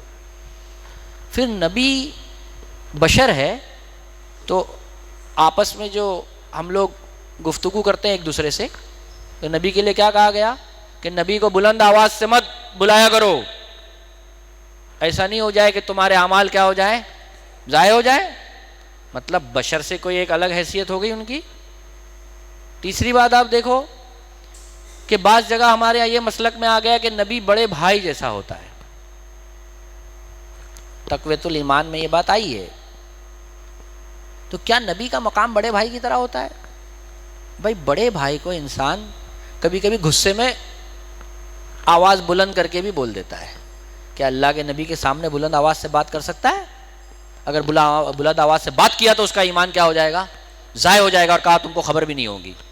اسی لیے مسجد نبوی میں یہ احتیاط کرنے کے لیے کہا جاتا ہے کہ یہاں تیز آواز سے بات مت کرو، اللہ کے نبی وہاں پر موجود ہیں. اب یہ جو احادیث آئی ہے نا، اس کا لوگوں نے کیا کر لیا، بشر کے اعتبار سے سمجھنے میں غلطیاں کر گئی ہے. جیسا 3 باتیں آپ دیکھیے. ایک بات تو یہ ہے کہ آپ صلی اللہ علیہ وسلم ایک بار بازار گئے، اور بازار سے آنے کے بعد اپنی جو سب سے عمر رسیدہ بیوی تھی حضرت سودا، اس کے ساتھ آپ نے تعلق قائم کیا، اور لوگوں کو آ کر یہ کہا کہ لوگوں، میں بازار میں گیا تھا اور میرے اندر بازار میں خواہش پیدا ہو گئی، کیونکہ بازار میں خواتین سب لوگ رہتی ہیں، تو میں نے آ کے اپنی بیوی سے کیا کر لیا، تعلق قائم کر لیا. جب کبھی بھی تمہیں ایسا کچھ سابقہ پیش آئے تو تم بھی ایسا ہی کر لیا کرو، اس لیے کہ اس کے پاس بھی وہی ہے جو تمہاری بیوی کے پاس ہے. اب اس سے اگر یہ نتیجہ اخذ کیا جائے کہ نعوذ باللہ نبی کریم صلی اللہ علیہ وسلم کا ایسا اخلاق ہے کہ کسی عورت کو دیکھ کر آپ کو کیا ہو جائے، خواہش پیدا ہو، اللہ معاف کرے، کیا اس حدیث سے یہ مفہوم لے لیں گے اس واقعے سے ہم؟ اس سے تو یہ سمجھ میں آتا ہے کہ ہم جیسے انسانوں کو سکھانے کے لیے کیا بتایا کہ تمہاری نگاہ کبھی کسی پر پڑ گئی اور تمہارے حیوانی جذبات کیا ہو گئے، آ گئے، تو تم کیا کر لو. اس کا طریقہ یہ ہے کہ اپنی بیوی سے آ کے تعلق قائم کر لو، تاکہ تمہارے اندر کیا آ جائے، توازن آ جائے. اللہ کے نبی، وہ اللہ کے نبی، ان کی زیادہ کسی شخصیت پر اس حیوانی جذبے پہ قابو کوئی رکھ سکتا ہے؟ اللہ کے نبی سے زیادہ. تو اس سے کیا ہم اس حدیث سے یہ مفہوم لے لیں گے؟ پھر آپ دیکھیے اللہ کے نبی صلی اللہ علیہ وسلم کا ایک چرب زبانی والی بات. عام طور پر لوگ اس کا مفہوم یہ لے لیتے ہیں کہ اللہ کے نبی بھی چرب زبانی سے کیا ہو سکتے ہیں، متاثر ہو سکتے ہیں. آپ اندازہ کیجئے کہ جس کو اللہ حکمت عطا کرتا ہے، جسے اللہ حکمت سکھائے، وہ لوگوں کی چرب زبانی کو نہیں سمجھ سکتا. میں اور آپ تو گنہگار لوگ ہیں، ہم کو حکمت کا وہ معیار نہیں ہے. قرآن تو یہ کہتا ہے کہ ہم ہر نبی کو کیا دیتے ہیں، حکمت عطا کرتے ہیں. حکمت کیا ہے کہ معاملات زندگی میں جب صاف صاف معاملہ نہ ہو تو اللہ کی مرضی اللہ کے نبی کو سجھا دی جاتی ہے، اس کے لیے وہی نہیں آتی، اس کا ذہن اسی ڈائریکشن میں جاتا ہے. ہمارا ذہن غلط ڈائریکشن میں جا سکتا ہے، نبی کا ذہن غلط ڈائریکشن میں نہیں جاتا. نبی کا ذہن اگر کسی لغزش کی طرف گیا ہے تو وہ اللہ کی محبت میں یا کمزوروں کی حمایت میں آگے چلا گیا، نفس کی وجہ سے نہیں جاتا. اس سے پاک ہے اللہ کے نبی کا دامن. تو لوگ کبھی کبھی اس واقعے کو حدیث کے تناظر میں سمجھنے میں کیا کر دیتے ہیں. جیسا ایک اور مثال سے آپ سمجھیے، آپ عشاء کی نماز پڑھ کے گھر پر آئے اور اچانک سو گئے، آپ کے سینے مبارک سے آواز آنے لگی. حضرت عائشہ رضی اللہ عنہ نے فرمایا کہ آپ نے ابھی سنت کی نماز، مطلب جو 2 رکعت نفل جو پڑھتے ہیں وہ نہیں پڑھی. تو انہوں نے کہا کہ عائشہ رضی اللہ تعالیٰ عنہ، میں سوتا ہوں لیکن میرا دل جاگا رہتا ہے، مطلب میں ابھی سویا نہیں ہوں، میرا قلب کیا ہوتا ہے. اس لیے کہ نبی کو 24 گھنٹے میں کسی لمحے بھی وہی آ سکتی ہے، اس کا قلب ہر وقت اللہ تعالیٰ کی یاد اور اس میں کیا رہتا ہے، بالکل متوجہ رہتا ہے. لیکن آپ دیکھیے یہی نبی کریم صلی اللہ علیہ وسلم کا دوسری جگہ واقعہ دیکھیے کیا آتا ہے کہ ایک سفر میں گئے آپ. اب سفر میں رات میں جب پڑاؤ کیا آرام کے لیے تو حضرت بلال کو یہ کہا رضی اللہ عنہ، دیکھو تم فجر کے لیے اٹھا دینا سب کو. اب حضرت بلال بھی وضو کیے اور ٹیک لگا کے بیٹھے. صبح کی نسیم سحر جو آتی ہے ان کو جھکا آ گیا، سو گئے ہو. اور آنکھ کب کھلی؟ جب سورج چڑھ گیا. تو اللہ کے نبی صلی اللہ علیہ وسلم اٹھے اور کہا بلال کس چیز نے تمہیں سلا دیا؟ میں نے تو تمہیں کہا تھا اٹھانا. تو انہوں نے بھی اچھا جواب دیا، کہا اللہ کے نبی جس نے آپ کو سلایا اس نے مجھے بھی سلا دیا. تو اللہ کے نبی صلی اللہ علیہ وسلم نے اچھا کہا چلو اذان دو اور سب کو نماز پڑھائی. یہ کیوں ہوا واقعہ؟ دیکھو دونوں پر آپ غور کرو. ایک جگہ آپ اللہ کے نبی یہ کہتے ہیں کہ میرا دل جاگا رہتا ہے. ایسا اس لیے ہوا کہ یہ امت کو کبھی اس طرح کی سچویشن پیش آ جائے تو اس کے لیے رہنمائی ہے کہ وہ کیا کرے، اس طرح کا عمل کرے. اب اس سے یہ واقعہ لے لینا کہ نبی کا دل ایسا غافل ہوتا ہے کہ فجر کی نماز سے بھی وہ سویا رہتا ہے، کیا ہم یہ نتیجہ اخذ کر سکتے ہیں؟ نہیں کر سکتے. دیکھو اللہ کے نبی کے واسطے سے بڑی افراط و تفریط پائی گئی. ایک نے ان کو اللہ تعالیٰ کے مقام پہ پہنچا دیا تو دوسرے لوگوں نے ان کو بشریت کے ایسے مقام پہ ڈال دیا کہ نبی کی ذات پر اس پر کیا آتا ہے؟ حرف آتا ہے اس کی عصمت پر. نبی کی عصمت، نبی کی محبت ایمان کا درجہ ہے. اس کا جو شان ہے اس کے شان میں ذرا بھی گھٹانا نہیں چاہیے. یہ بات سمجھنا چاہیے ہم کو. یہ مسئلہ اتنا زیادہ رہا ہے کہ شاہ اسماعیل شہید اور مولانا فضل خیر آبادی دلی میں 1 مہینے تک ان لوگوں کا ڈیبیٹ مناظرہ چلا ہے جامع مسجد میں. جانتے ہو کس بات پر؟ اس بات پر مناظرہ چلا ہے کہ مولانا فضل خیر آبادی یہ کہتے تھے کہ اس عالم میں اللہ نے ایک ہی رحمت للعالمین ہماری دنیا میں بھیجا ہے، اور شاہ اسماعیل شہید رحمۃ اللہ علیہ یہ کہتے تھے کہ نہیں، اللہ تعالیٰ بہت قدرت رکھتا ہے. اللہ کی قدرت اور اس پر بحث چل رہی ہے ان کی. اللہ چاہے تو ہزاروں رحمت للعالمین اس دنیا میں پیدا کر سکتا ہے، اور وہ کہتے ہیں نہیں، ایک ہی پیدا کیا اللہ کے نے. اس لیے کہ قرآن کہتا ہے وَمَا أَرْسَلْنَاكَ إِلَّا رَحْمَةً لِلْعَالَمِينَ، اے نبی ہم نے تم کو کیا کیا ہے؟ تمام جہان کے لیے رحمت بنا کے بھیجا ہے.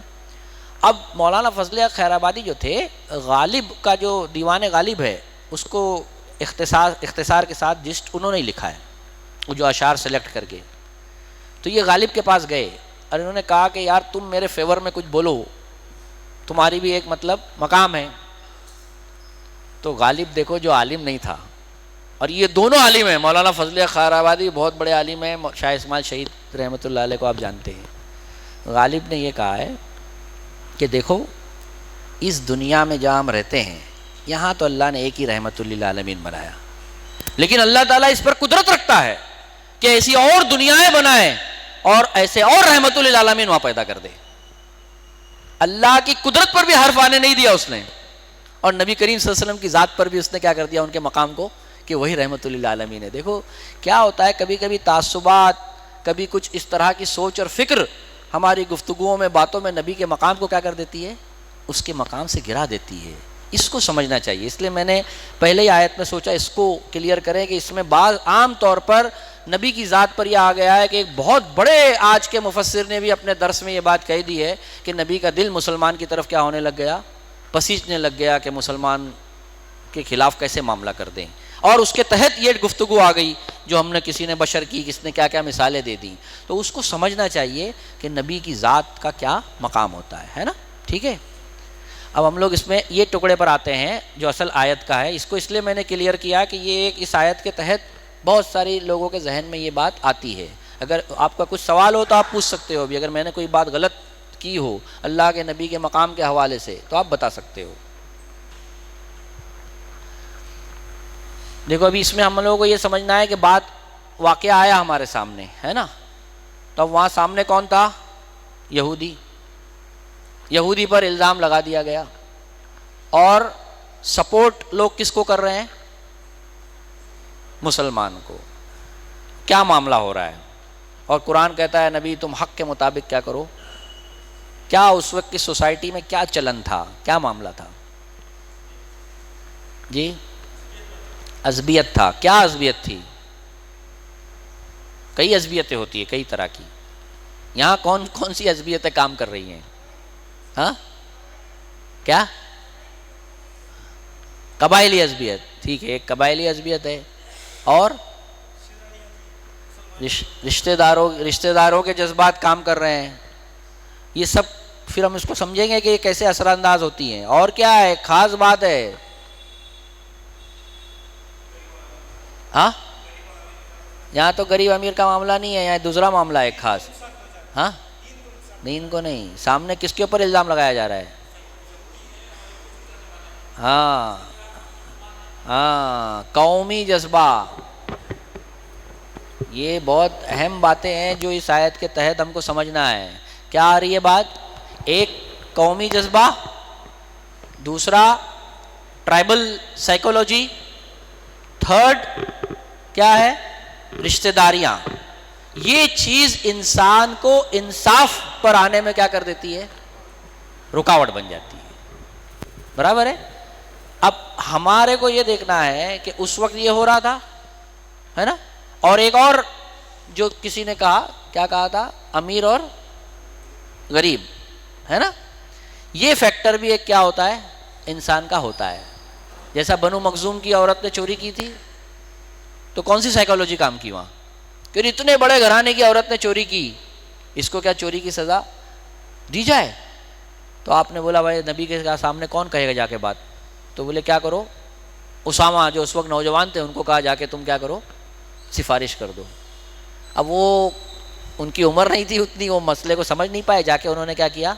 سفارش کر دی. اللہ کے نبی کا چہرہ سرخ ہو گیا. آپ نے فرمایا کہ اللہ لعنت فرمائے یہود و نصارہ پر، جب ان کا کوئی بڑا جرم کرتا تو لوگ اس کو کیا کرتے؟ چھوڑ دیتے، اور جب چھوٹا کرتا تو اس پہ کیا کرتے؟ سزائیں نافذ کرتے. خدا کی قسم فاطمہ بنت محمد بھی چوری کرتی تو میں اس کے ہاتھ کیا کرتا؟ کاٹ دیتا. تو عدل کے اندر یہ بھی ایک پیمانہ کیا ہوتا ہے نا. آج کے ہمارے دور میں ہے ایسا. ایک ایک واقعے کو ہم لوگ لے کے سمجھیں گے. ہمارے معاشرے میں ایسا ہے یہ بات، بڑے اور چھوٹے کے لیے انصاف کے معاملے میں ہم لوگ پاک ہے اس سے؟ کیا کرتے ہیں عملاً؟ سوسائٹی میں کیا ہوتا ہے؟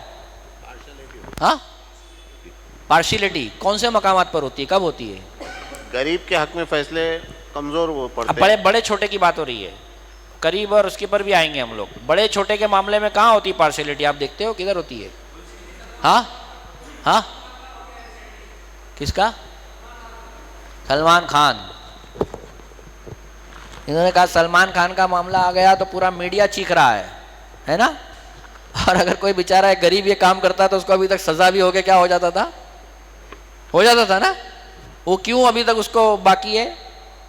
پورے کارپوریٹ سیکٹر کے مفادات ہیں تو اس مسئلے کو کیا کیا؟ چیخ رہے ہیں، ہے نا. لیکن اور ہمارے یہاں ڈے ٹو ڈے لائف میں دیکھو کیا ہوتا ہے. ارے کوئی پنچایت بیٹھتی ہے کسی کا معاملے میں تو کیا ہوتا ہے؟ کوئی سوسائٹی کی پنچایت بیٹھتی ہے نا کسی جھگڑے پہ، تو کیا ہوتا کیا ہے؟ دو لوگ غلطی کرتے ہیں. اب اس میں کبھی کبھی ایک صاحب حیثیت ہوگا اور ایک کیا ہوگا، تو کیا کرتے کیا ہے لوگ؟ انصاف کر دیتے، انصاف ہو جاتا ہے. صاحب حیثیت کو چھوڑنے کے لیے راستے تلاش کرتے ہیں، اس کے لیے ثبوت اور ہاں، یہ سب جمع کرتے ہیں. صاحب حیثیت کو بچانے کے لیے چرب زبانی، اپنی پوری ذہنی صلاحیت، زبان کہ کسی سطح پہ اس کو کیا کر دیا جائے؟ بچایا جائے، ہے نا. ہوتا ہے کہ نہیں ہمارے یہاں؟ اور اللہ کے نبی صلی اللہ علیہ وسلم نے فرمایا کہ دیکھو تم کسی کی دنیا بنانے کے لیے اپنی آخرت کو تباہ مت کرو. انسان وہاں اس کو دنیا میں بچا کر اپنی کیا کرتا ہے؟ ایسا کیوں کرتا ہے انسان؟ اس صاحب حیثیت سے اس کو کیا ہوتا ہے؟ مفادات رہتے ہیں، فائدہ رہتا ہے. مفادات ہوتے ہیں. سوچتا ہے اس کو ناراض کروں گا تو میرا کیا ہو جائے گا، ہے نا. اچھا ایک اور بھی لوگ ہوتے ہیں کچھ محفل میں، وہ کیا کرتے ہیں؟ کچھ کیا کرتے ہیں؟ ایک آدمی ہے تو کسی کے حق میں بولا، اور کچھ لوگ کیا کرتے ہیں؟ زیادہ کر کے ایسے لوگ ہوتے ہیں بہت سے، کیا کرتے ہیں؟ ہاں نہیں، آواز نہیں، اور کیا کرتے ہیں؟ خاموش رہتے ہیں. انصاف کے معاملے میں بہت سے دیندار لوگ، یہاں کیا کہا ہے نبی؟ تم حق کے مطابق کیا کرو، مطلب حق کے مطابق تم کو بولنا ہے. لیکن دیندار ہوتے ہوئے بہت سا بڑا طبقہ کیا کرتا ہے؟ کیوں خاموش رہتا ہے؟ وہ خاموشی اس کی تائید کی نشانی رہتی ہے، تائید کے لیے. اور سمجھتا ہے کہ یہ کوئی گناہ کا کام نہیں ہے. ایسا سمجھتا ہے نا. ایسا ہے سوسائٹی میں بہت جگہ ہے. بڑی اکثریت ہے اس کی. کسی کے ساتھ ظلم ہو رہا ہو تو بولتے یہ جھنجھٹ میں اپنے کو نہیں جانا، یا خاموش رہنا، ہے نا ایسا. دانتے بہت بڑا جرمن کا فلسفر ہے، اس نے ایک بات اپنی کتاب میں لکھی ہے کہ جہنم میں سب سے نچلے طبقے پر وہ آدمی ڈالا جائے گا کہ جب حق اور انصاف کی مجلس بیٹھی ہو تو وہ خاموش رہے. یہ خاموشی در حقیقت ظلم کا ساتھ دینے والی ہوتی ہے. ایک بات آپ سمجھ لو، اگر انسان عدل نہیں کرے گا اور خاموش رہے گا تو وہ ظلم کرے گا. خاموش رہنے والا یہ مت سمجھے کہ وہ کیا کر رہا ہے، بہت نیکی کا کام کر رہا ہے. بنا دیا گیا ہے کہ یار یہ معاملے میں پڑھنے کا نہیں، چپ بیٹھو، ہے کہ نہیں؟ بہت سے دیندار لوگ نہیں جاتے ہیں، لیکن ایسا عملاً کیا ہوتا ہے، جب غریب کا مقدمہ آتا ہے تو کیا ہوتا ہے، تھوڑا جھکاؤ کہاں جاتا ہے. قرآن کیا کہتا ہے؟ حق کے مطابق تمہیں کیا کرنا ہے، فیصلہ کرنا ہے. دیکھو 2 یتیموں کا معاملہ آیا، ایک بچوں کا، اس کی زمین کا مقدمہ تھا. اب اللہ کے نبی صلی اللہ علیہ وسلم تو کتنے زیادہ کمزور طبقے پہ شفقت فرماتے تھے، لیکن جب دلائل سے پتہ چل گیا کہ زمین ان کی نہیں ہے اور زمین ان کی نہیں تھی، تو آپ نے فیصلہ کیا کر دیا، ان کے خلاف دیا. وہ بچوں کے آنکھوں میں آنسو آ گئے. تو آپ صلی اللہ علیہ وسلم نے تب کیا فرمایا، اب کون ہے جو ان بچوں کے آنسوؤں کو پہنچے گا؟ تو دوسرے صحابی نے کہا اللہ کے نبی میں میرا باغ دے دیتا ہوں ان کو. اس لیے ان کو بتایا جا رہا ہے کہ معیار کیا ہونا چاہیے، ٹرائبل نہیں، معیار کیا ہوگا، حق، انصاف. ہمارے یہاں کیا ہے، ہمارے یہاں ٹرائبل نہیں ہے، کیا پیدا ہو گیا ہمارے یہاں،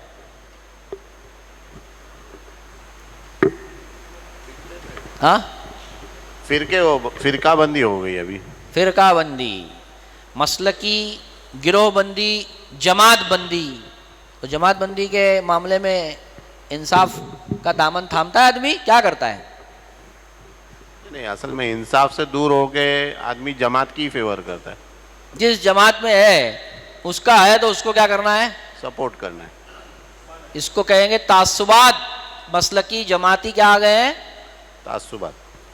حالیہ دنوں میں کتنا بڑا معاملہ ہوا مسلکی تعصب کی بنیاد پر. کہاں ہوا؟ اور مصر میں کیا ہوا؟ ہاں، مصر میں بھی وہی ہوا. مصر میں ایک ایسے لوگ جن کی قربانیاں، جن کے کردار سے سب واقف ہے، اور اسلام کے نام پر ان کو کیا حاصل ہوئی، اقتدار. تو کس طبقے نے انصاف کا ساتھ نہیں دیا، کس بنیاد پر نہیں دیا؟ دیندار طبقہ تھا، ہمارے ہی بھائیوں کا تھا، لیکن اس کے خلاف اس نے کیا کیا، معاملات کیا. تو یہ مسلکی تعصبات بھی کیا ہوتے ہیں، انسان کو انصاف سے کیا کر دیتے ہیں. ان کے یہاں قبائلی تھے، ہمارے یہاں کیا ہو گئے، مسلکی ہو گئے، ہے نا. تو یہ بھی انسان کو حق سے کیا کر دیتی ہے، ہٹا دیتی ہے، حق کے مطابق فیصلہ نہیں کرنے دیتی. اور یہ جو اسٹیٹس کی بات تھی نا، اسٹیٹس والی، اس میں اگر آپ دیکھو گے کہ یہ اسٹیٹس کے معاملے میں حضرت عمر رضی اللہ تعالیٰ عنہ کا وہ واقعہ بہت مشہور ہے کہ حضرت عمر بن عاص جو گورنر تھے، ان کے ایک غلام نے حضرت عمر سے یہ کہا ہے کہ انہوں نے مجھے کیا کیے، 10 کوڑے ناحق مارے ہیں. تو حضرت عمر ہمیشہ حج کے وقت سب لوگوں کی رپورٹ لیتے تھے.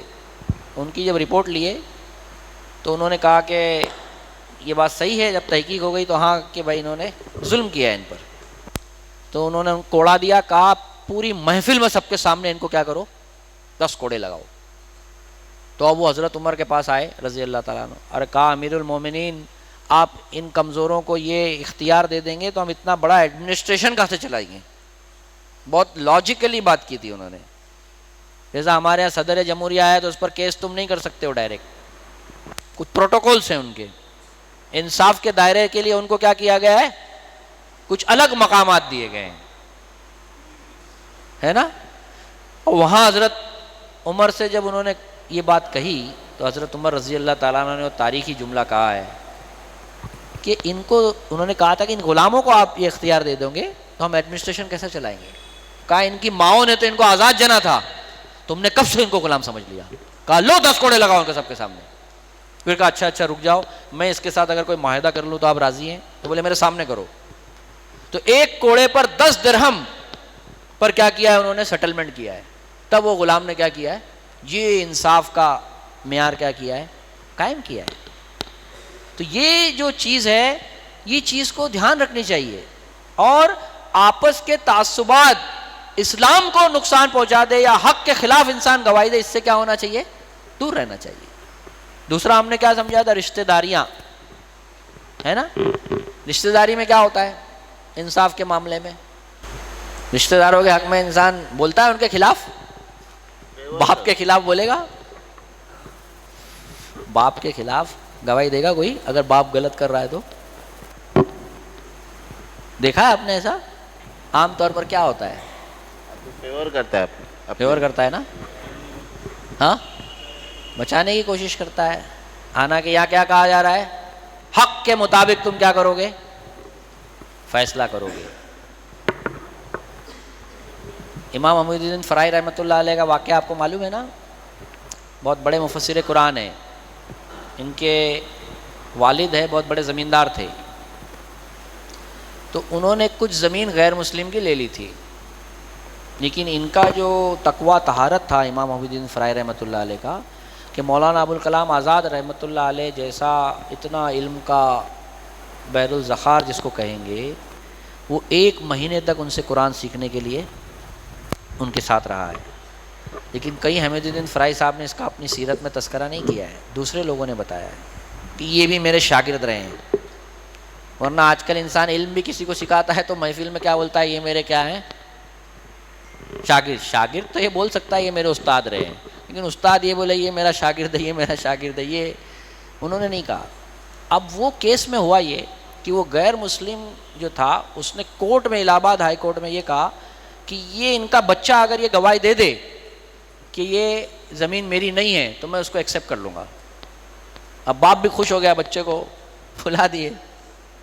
اب حق بات کی گواہی دینے کا ایک مطلب کیا ہوتا ہے؟ اگر واقعی اس کے باپ نے وہ جگہ غصب کی ہے تو ان کا بھی حصہ پورا کیا ہو جائے گا؟ چلا جائے گا۔ انہوں نے جج کے سامنے اپنے باپ کے خلاف گواہی دی ہے۔ ان کا جو آج علمی مقام جو حاصل ہے، ایسے ہی اللہ کسی کو نہیں عطا کرتا۔ حق اور انصاف ایسا ہے کہ باپ آ گیا تو بھی انسان حق کا دامن نہیں چھوڑے گا۔ حضرت ابو عبیدہ بن جراح کو امین الامت کا جو خطاب کیوں ملا؟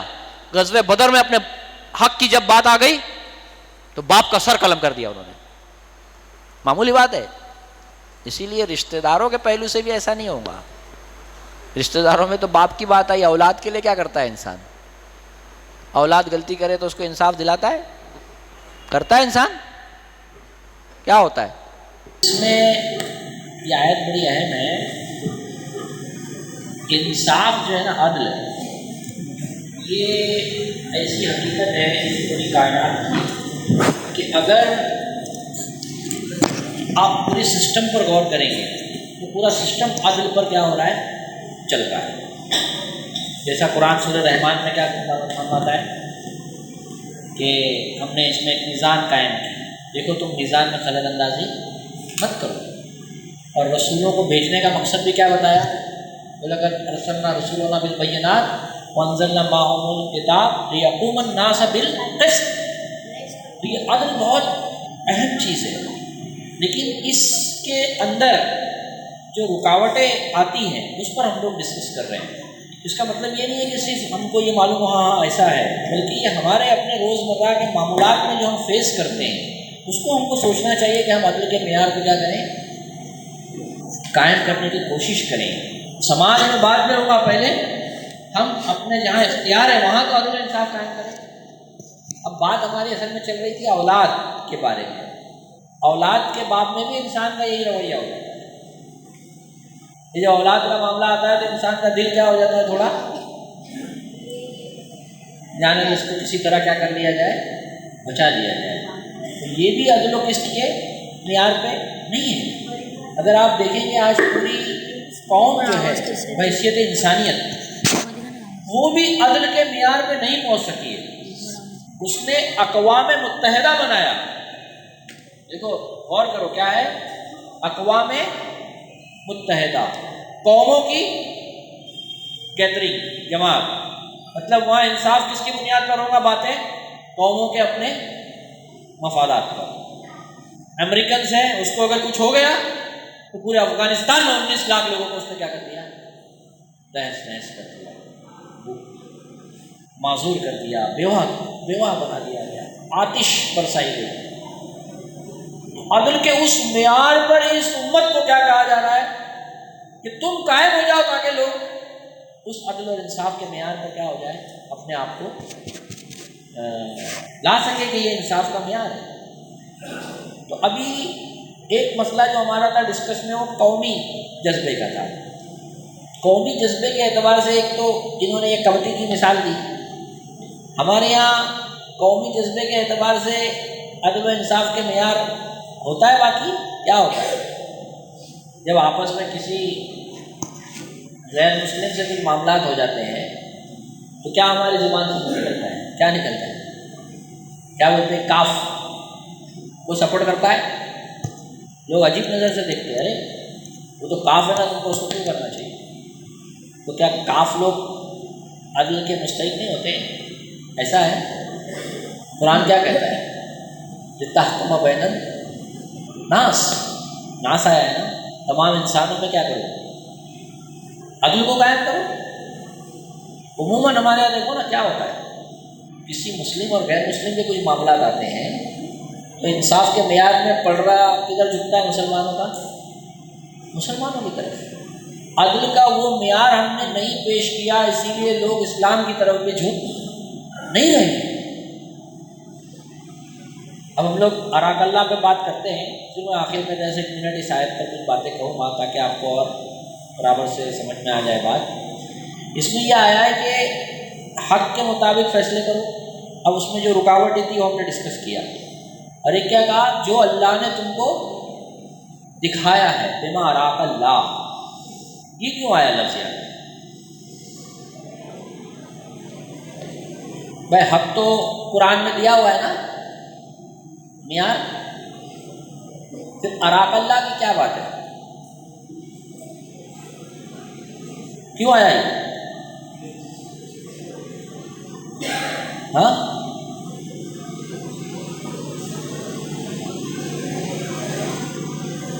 اراک اللہ کا کیا مطلب ہے؟ کیا چیز اللہ کہتا ہے کہ جو تم کو دکھایا اس کے مطابق فیصلے کرو؟ جب فیصلہ ہم لوگ کرنے بیٹھتے ہیں تو کیا ڈیفیکلٹی کیا پیش آتی ہے؟ جیسا ابھی کچھ تو موانع ہیں جو ہم نے ڈسکس کیے، اور کیا ہوتا ہے، جیسا ابھی دو آدمی اپنا معاملہ لے کر آئے تو ہم لوگوں کو فیصلہ کرنا ہے اس کے بارے میں، تو کہا بما اراک اللہ۔ ہاں ویژولائز کرنے میں کیا ہوتا ہے، عام طور پر بالکل 1+1 کی طرح معاملہ آتا ہے سامنے، ایسا آتا ہے؟ نہیں آتا ہے نا، یہ ایسا ہے، یہ ایسا ہے، ایسا آتا ہے سامنے؟ کچھ نہ کچھ کنفیوزڈ سچویشن ہوتی ہے۔ ہاں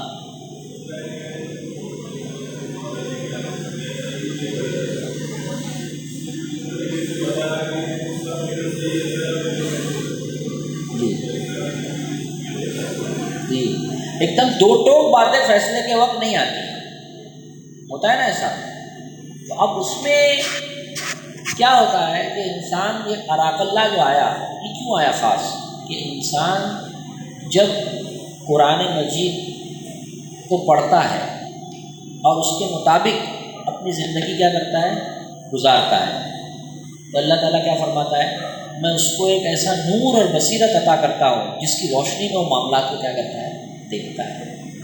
دیکھو انسان کنٹینیوس، جیسا حدیث میں آتا ہے، علم جب انسان کے پاس آتا ہے تو عمل اس کو دستک دیتا ہے،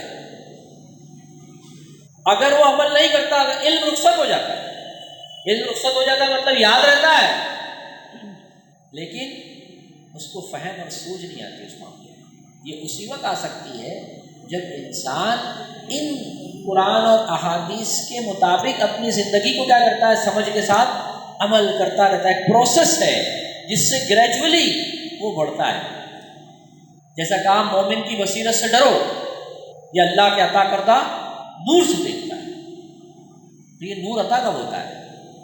جب انسان مستقل اس پر غور و فکر کرے گا، اور جب کبھی بھی اس طرح کے معاملات آئے تو حق کے آگے اپنے آپ کو کیا کرے گا، سرنڈر کرتا رہے گا، تب اللہ تعالیٰ اس کے دل میں کیا پیدا کرتا ہے، نور پیدا کرتا ہے۔ دیکھو حضرت عثمان رضی اللہ تعالیٰ عنہ کا مشہور واقعہ ہے جو حضرت انس نے خود اپنے اس میں لکھا ہے رضی اللہ تعالیٰ۔ کہ میں راستے میں سے آ رہا تھا تو میری نظر ایک خوبصورت خاتون پر پڑ گئی اور میں اس کے پاس سے اپنی نگاہ ہٹا نہیں سکا، دیکھتا رہا تھوڑی دیر، اور پھر میں حضرت عثمان رضی اللہ تعالیٰ عنہ کی محفل میں جا کر بیٹھا تو آپ نے مجھے دیکھتے ہی یہ کہا کہ کیا بات ہے، لوگ ہماری محفلوں میں آتے ہیں اور اپنی نگاہوں کا پردہ نہیں کرتے۔ تو حضرت انس نے خود لکھا ہے یہ واقعہ، وہ بڑے نیک لوگ تھے، وہ لوگ اپنی غلطیوں کو چھپاتے نہیں تھے۔ تو حضرت انس نے کھڑے ہو کر یہ کہا ہے امیر المومنین کیا وہی دوبارہ نازل ہونا شروع ہو گئی؟ کہا نہیں، یہ مومن کے دل میں ایک نور ہوتا ہے جو اللہ تعالیٰ کیا کرتا ہے اس کو عطا کرتا ہے۔ حضرت عثمان رضی اللہ تعالیٰ عنہ کو یہ جو نور عطا ہوا، ان کی مستقل زندگی کو آپ دیکھیے، جو انسان اس میں درجہ و درجہ ترقی کرتا رہتا ہے، غور و فکر کے لیے وقت لگائے گا، جب تقاضے ایسے آئیں گے تو اس تقاضے میں وہ ثابت کرے گا میں اللہ کا بندہ ہوں۔ یہ فضل خاص ہوتا ہے۔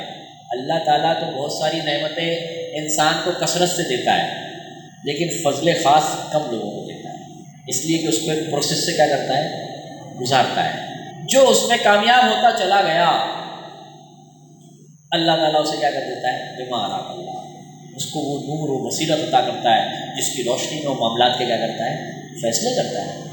ہم لوگ حضرت عمر رضی اللہ تعالیٰ عنہ کے بارے میں بولتے ہیں کہ بہت دین کا ان کو کیا تھا، فہم تھا۔ آپ اگر عدل و انصاف کی کسوٹی پر آپ دیکھیے تو عدل کسی نہ کسی شکل میں اولاد کے واسطے سے بھی کبھی انسان نافذ کر دیتا ہے، لیکن ذات پر معاملہ آئے تو سب سے زیادہ اس کے لیے ڈینجر بات ہے۔ خود کی ذات کو انصاف سے انسان ہمیشہ کیا رکھتا ہے، دور رکھتا ہے۔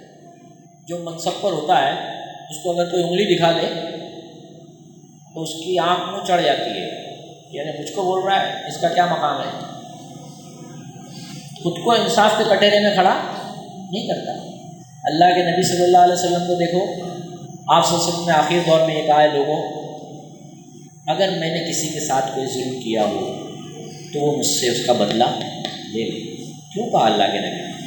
اس لیے کہ عدل کا معیار بہت بڑا ہے اللہ کے نزدیک۔ تو آپ دیکھیے کہ وہ عدل کے اس معیار کو لوگوں کو سکھانا بھی مطلوب تھا اور اپنے آپ کو بھی عدل کے معیار پہ آپ نے لایا۔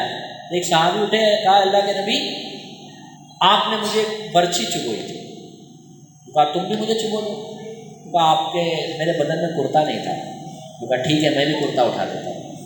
وہ گئے اور آپ کو لپٹ لیا اور مہر نبوت کو چوم لیا، کہا اللہ کے نبی میں تو یہی چاہتا تھا، میں آپ سے بدلا لوں۔ دیکھیے لیکن آپ نے اپنے انصاف کے معیار پہ آپ کو بھیجا کہ نہیں؟ حضرت عمر رضی اللہ تعالیٰ عنہ کو جب آپ نے یہ کہہ دیا تھا کہ مہر کو میں کیا کرنا چاہتا ہوں، محدود کرنا چاہتا ہوں، جو بہت مہر دے رہے تھے، تو بوڑھی عورت نے اٹھ کر کیا کہا کہ اللہ یہ کہتا ہے کہ ڈھیروں مال تم تو دینا چاہتے ہو تو دے سکتے ہو، اے عمر تم اس کو روکنے والے کون ہوتے؟ تو کہا یہ دین کے معاملے میں بوڑھی عمر پر کیا لے گئی، بازی لے گئی۔ اب آج کا کوئی منصب دار ہو یا کوئی مولوی ہو تو وہ کیا کہے گا کہ تیرے کہاں سے تم فارغ ہو، ایک تنقید کرنے کا تم کو وہ حق حاصل ہے کیا، ہے نا۔ اور جو اجتماعی زندگیوں میں جماعتوں میں کیا ہوتا ہے معلوم ہے، یہ وہ فورم نہیں ہے جس پہ بولنا چاہیے تھا۔ خوشنما الفاظ سے انسان عدل کے دائرے سے ہٹ جاتا ہے، کیا کہتا ہے پرٹیکولر فورم میں بات کرو۔ ارے تم عوام کے ذمہ دار ہو، تم نے اگر کوئی غلط معاملہ کرا یا کوئی ایسا محسوس ہوتا ہے کسی کو، پوچھ سکتا ہے آپ سے، وہ اس میں آپ کی عزت نہیں جاتی بلکہ آپ کی عزت بڑھتی ہے۔ آپ سوسائٹی کو عدل و معیار کے سطح پر لاتے ہو کہ دیکھو ہم وہ جماعت ہیں جو اس کا امیر بھی تمام عوام کے سامنے کیا ہے، جواب دے، اپنے آپ کو پیش کر دیتا ہے۔ لیکن یہ ویسٹرنائز سوچ اور کلچر نے کیا کر دیا ہے، ایسے الفاظ دے دیے کہ اس کو پرا فورم میں بولنا چاہیے، فلاں جگہ بولنا چاہیے۔ ارے اس فورم میں کون سا، حضرت عمر تو جمعہ کا خطبہ دے رہے تھے، ان کو بھی بولنا چاہیے تھا کہ بھائی ایک خاص جگہ آ کر بولو۔ اچھا ایک معاملہ اور کیا ہوتا ہے معلوم ہے، یہ انصاف کا ذات کے بارے میں بات آتی ہے تو کیا تم نے میرے کو پہلے انڈیویجول بتانا چاہیے تھا نا، ڈائریکٹ محفل میں انصاف کے کٹہرے پہ کیا بات کرتے ہو۔ دیکھو جو آدمی اجتماعیت کا ذمہ دار ہوگا اس کا احتساب بھی اجتماعی ہی ہوگا۔ سلمان فارسی رضی اللہ تعالیٰ عنہ کے بارے میں آتا ہے کہ انہوں نے آپ حضرت عمر سے یہ کہا تھا کہ ہم نہ تیری سنیں گے نہ مانیں گے جب تک تو ہمیں یہ نہ بتا کہ سب کو ایک چادر ملی تھی، تمہارے بدن پہ 2 چادر کیسی ہے؟ تب حضرت عمر نے ان کو یہ نہیں کہا کہ صاحب رسول تم مجھ سے یہ معاملہ الگ پہلے پوچھ تو لیتے تھے، کلیئریفائی کر لیتے تھے، لوگوں میں لانے کی کیا ضرورت تھی؟ بولتا ہے کہ نہیں انسان بولتا ہے پہلے مجھے تنہائی میں کلیئر کر لینا تھا، ایسا نہیں کہا انہوں نے۔ حضرت عمر نے کہا اس کا جواب میرا بیٹا دے گا۔ حضرت عبداللہ بن عمر جو تھے انہوں نے کہا کہ میرے حصے کی جو چادر تھی وہ میں نے میرے ابا کو دے دی، دیکھو میں پرانی چادر پہنا ہوا ہوں۔ تو کہا اب ہم تیری سنیں گے بھی اور تیری کیا کریں گے، مانیں گے بھی۔ دراصل کلاس فیلنگ جو پیدا ہو جاتی ہے کوئی بھی ادارے، جماعتوں، گروہ میں، وہ اس طرح کی ٹرانسپیرنسی اور عدل کے اس معیار کو نہیں رکھنے کی وجہ سے ہوتی ہے، پھر گروپ بن جاتے ہیں، خاص گروپ الگ، عام گروپ الگ۔ اسی لیے کہا ہے کہ حق کا معیار ایسا ہے جس پر سب کو کیا کرنا ہے، پابند رہنا ہے اس کا، چاہے کوئی امیر ہو، چاہے کیا بھی منصبدار ہو، اللہ سب سے بڑا ہے، باقی سب اللہ تعالیٰ کی مخلوق ہے، باقی سب اللہ کے بندے ہیں۔ کوئی اگر ذمہ دار ہے تو وہ خدمت کر رہا ہے، وہ لوگوں کا مالک نہیں ہے، وہ اللہ کے نزدیک جواب دہ ہے، اس سے پوچھا جا سکتا ہے۔ تو اپنی ذات کے معاملے میں بھی انسان کو عدل کے اس معیار کو کیا کرنا چاہیے، دھیان دینا چاہیے۔ پھر آپ دیکھیے کہ جو حضرت عمر رضی اللہ تعالیٰ عنہ کے بارے میں نے کہا تھا کہ ان کو کیوں یہ بصیرت عطا ہوئی تھی، انہوں نے ہر جگہ حق اور انصاف کے معیار کو کیا کیا، قائم کیا۔ آپ کا جو بچہ تھا عبید، اس کے بارے میں یہ تھا کہ اس نے شراب پی، تو حضرت عمر بن عاص نے کیا کیا، چونکہ حضرت عمر کا لڑکا ہے تو اس کو اپنے گھر میں آ کے آہستہ سے کوڑے مار دیتے۔ حضرت عمر کو معلوم پڑا تو آپ نے اپنے بچے کو مدینہ میں بلایا اور سب کے سامنے دوبارہ حد جاری کی۔ پھر سیرت میں یہ آتا ہے کہ 3 مہینے بعد اس زخم کی وجہ سے اس کا کیا ہو جاتا ہے، انتقال ہو جاتا ہے۔ اب دیکھو باپ کا جذبہ جب عدل کی بات آئی تو کیسا تھا، لیکن باپ تھے جب اس کو دفنایا ہے تو آیا آتا ہے کہ آپ کے آنکھوں میں آنسو تھے اور آپ یہ کہہ رہے تھے کہ اللہ میں نے اس دنیا میں تو اس پر عدل نافذ کر دیا، اب آخرت میں میرے بچے سے تو کیا ہو جائے، راضی ہو جائے، اس کو معاف کر دیا۔ یہ باپ کے جذبات ہونے چاہیے کہ عدل کی کسوٹی آئے گی تو وہاں اولاد کے ساتھ بھی وہ انصاف کرے گا، لیکن قلب کے جذبات یہ رہے گا کہ میرا بچہ آخرت میں کیا ہو جائے، کامیاب ہو جائے۔ یہ معیار کیا ہم اپنے گھر میں رکھتے ہیں؟ آپ دیکھیے کہ انصاف کے باب میں کسی سے ناراض ہو گیا باپ تو اس کو جائیداد سے ہی بے دخل کر دیتا ہے، یا کسی کی طرف رجحان زیادہ ہے تو اس کی اپنی پراپرٹی میں سے زیادہ دے دیتا ہے۔ حالانکہ اللہ کے نبی صلی اللہ علیہ وسلم نے فرمایا ہے کہ عدل کرو۔ ایک انصاری صحابی آئے، انہوں نے کہا اللہ کے رسول میں میرے بچے کو ایک باغ دینا چاہتا ہوں، تو کہا ٹھیک ہے دو۔ جو جانے لگے تو پوچھا کہ تمہارے اور بچے بھی ہیں؟ کہا ہے۔ کیا تم سب کو ایسا دے رہے ہو؟ تو کہا نہیں۔ تو کہا ایسا مت کرو، عدل کرو۔ کیا تم نہیں چاہتے کہ سب بچے تم سے یکساں محبت کریں؟ دیکھیے کیا ہوتا ہے، نفرت عدل کے نہیں کرنے کی وجہ سے، نفرت عدل کے نہیں کرنے کی وجہ سے۔ پھر دیکھیے یہ جو قومی جذبے کی بات آئی، قاضی شریح بہت مشہور نام ہے، ایسا ہی ایک زرہ کی چوری کے بارے میں معاملہ ہے۔ حضرت علی رضی اللہ تعالیٰ عنہ کی زرہ چوری ہوئی تو کیس ان کے پاس گیا تو سب سے پہلے تو قاضی شریح جو تھے انہوں نے کہا گواہ لاؤ۔ پہلے تو امیر المومنین آئے تو اپنی سیٹ سے اٹھے نہیں، برابر بیٹھے تھے۔ کہا گواہ لاؤ، انہوں نے کہا ایک میرا بچہ اور میرا غلام۔ کہا رشتہ دار کی گواہی قبول نہیں ہو سکتی، اور فیصلہ اس یہودی کے حق میں دے دیا۔ اب دیکھو بالکل آپ دیکھیے قومی جذبات، پاور ہے، آدمی کا سوچتا ہے اپنے والے کو کیا کر دو، فیور کر دو، جبکہ ظاہر میں تو گواہ بھی دیے ہوئے، لیکن عدل کے معیار کو نہیں اتر رہے۔ اس کا اثرات کیا ہوتے ہیں؟ وہ یہودی باہر آتا ہے اور یہ کہتا ہے کہ زمین اور آسمان اسی انصاف کی وجہ سے قائم ہے، اور وہ حضرت علی کے احاطہ و ایمان قبول کرتا ہے۔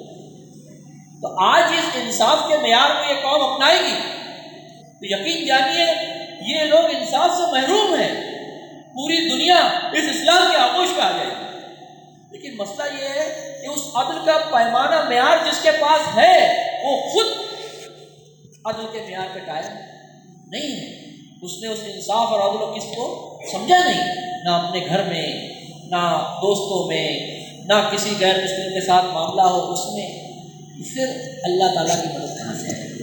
ساتھیوں، یہ آیت بنیادی بات یہ بتاتی ہے کہ جس طرح یہ زمین و آسمان کا میزان عدل پر قائم ہے، انسان اپنی ذات، اپنے گھر والے، اجتماعی معاملات سب میں انصاف پر کیا ہو جاؤ، قائم ہو جاؤ، لیقوم الناس بالقسط۔ اس لیے کہ جو شخص عدل نہیں کرے گا لازماً ظلم کرے گا، اور اللہ کے نبی نے فرمایا ہے کہ مظلوم کی آہ سے بچو، اس کے اور اللہ کے درمیان کوئی پردہ ہے نہیں۔ عموماً انسان ظلم کر جاتا ہے، اور سورہ مجادلہ میں اللہ فرماتا ہے کہ تم اس کو بھول گئے لیکن ہم نے اس کو یاد رکھا ہے۔ ایک نصیحت یہ ہوتی ہے کہ ظالم جو ہوتا ہے کچھ عرصے بعد اپنے ظلم کو کیا ہوتا ہے کہ میں نے کس کا کیا حق مارا ہے، وہاں قرآن میں اللہ نے اسی نصیحت کو بتایا ہے کہ تم اپنے اس کو بھول گئے ہو لیکن ہم نے اس کو کیا کیا ہے، یاد رکھا ہے۔ یاد رکھیے وہاں کل قیامت میں پوچھا کہ سب سے زیادہ مفلس کون ہوگا، اللہ کے نبی کہا سب سے زیادہ مفلس وہ ہے، صحابہ نے کہا جس کے پاس مال و دولت نہیں ہے، کہا نہیں، سب سے زیادہ مفلس وہ ہوگا کہ نیکیاں تو بہت لے کر آئے گا لیکن کسی نہ کسی کے ساتھ ظلم کیا ہوگا، کسی کا حق مارا ہوگا، تو اللہ تعالیٰ وہ سب نیکیاں کیا کر دے گا، اس کو دے دے گا، اور جب نیکیاں ختم ہو جائیں گی تو کہا جائے گا کہ اس کے گناہ بھی اس کے سر پہ کیا کر دو، ڈال دو اس کو جہنم میں سے، میں سر گھسٹتے ہوئے لے جاؤ۔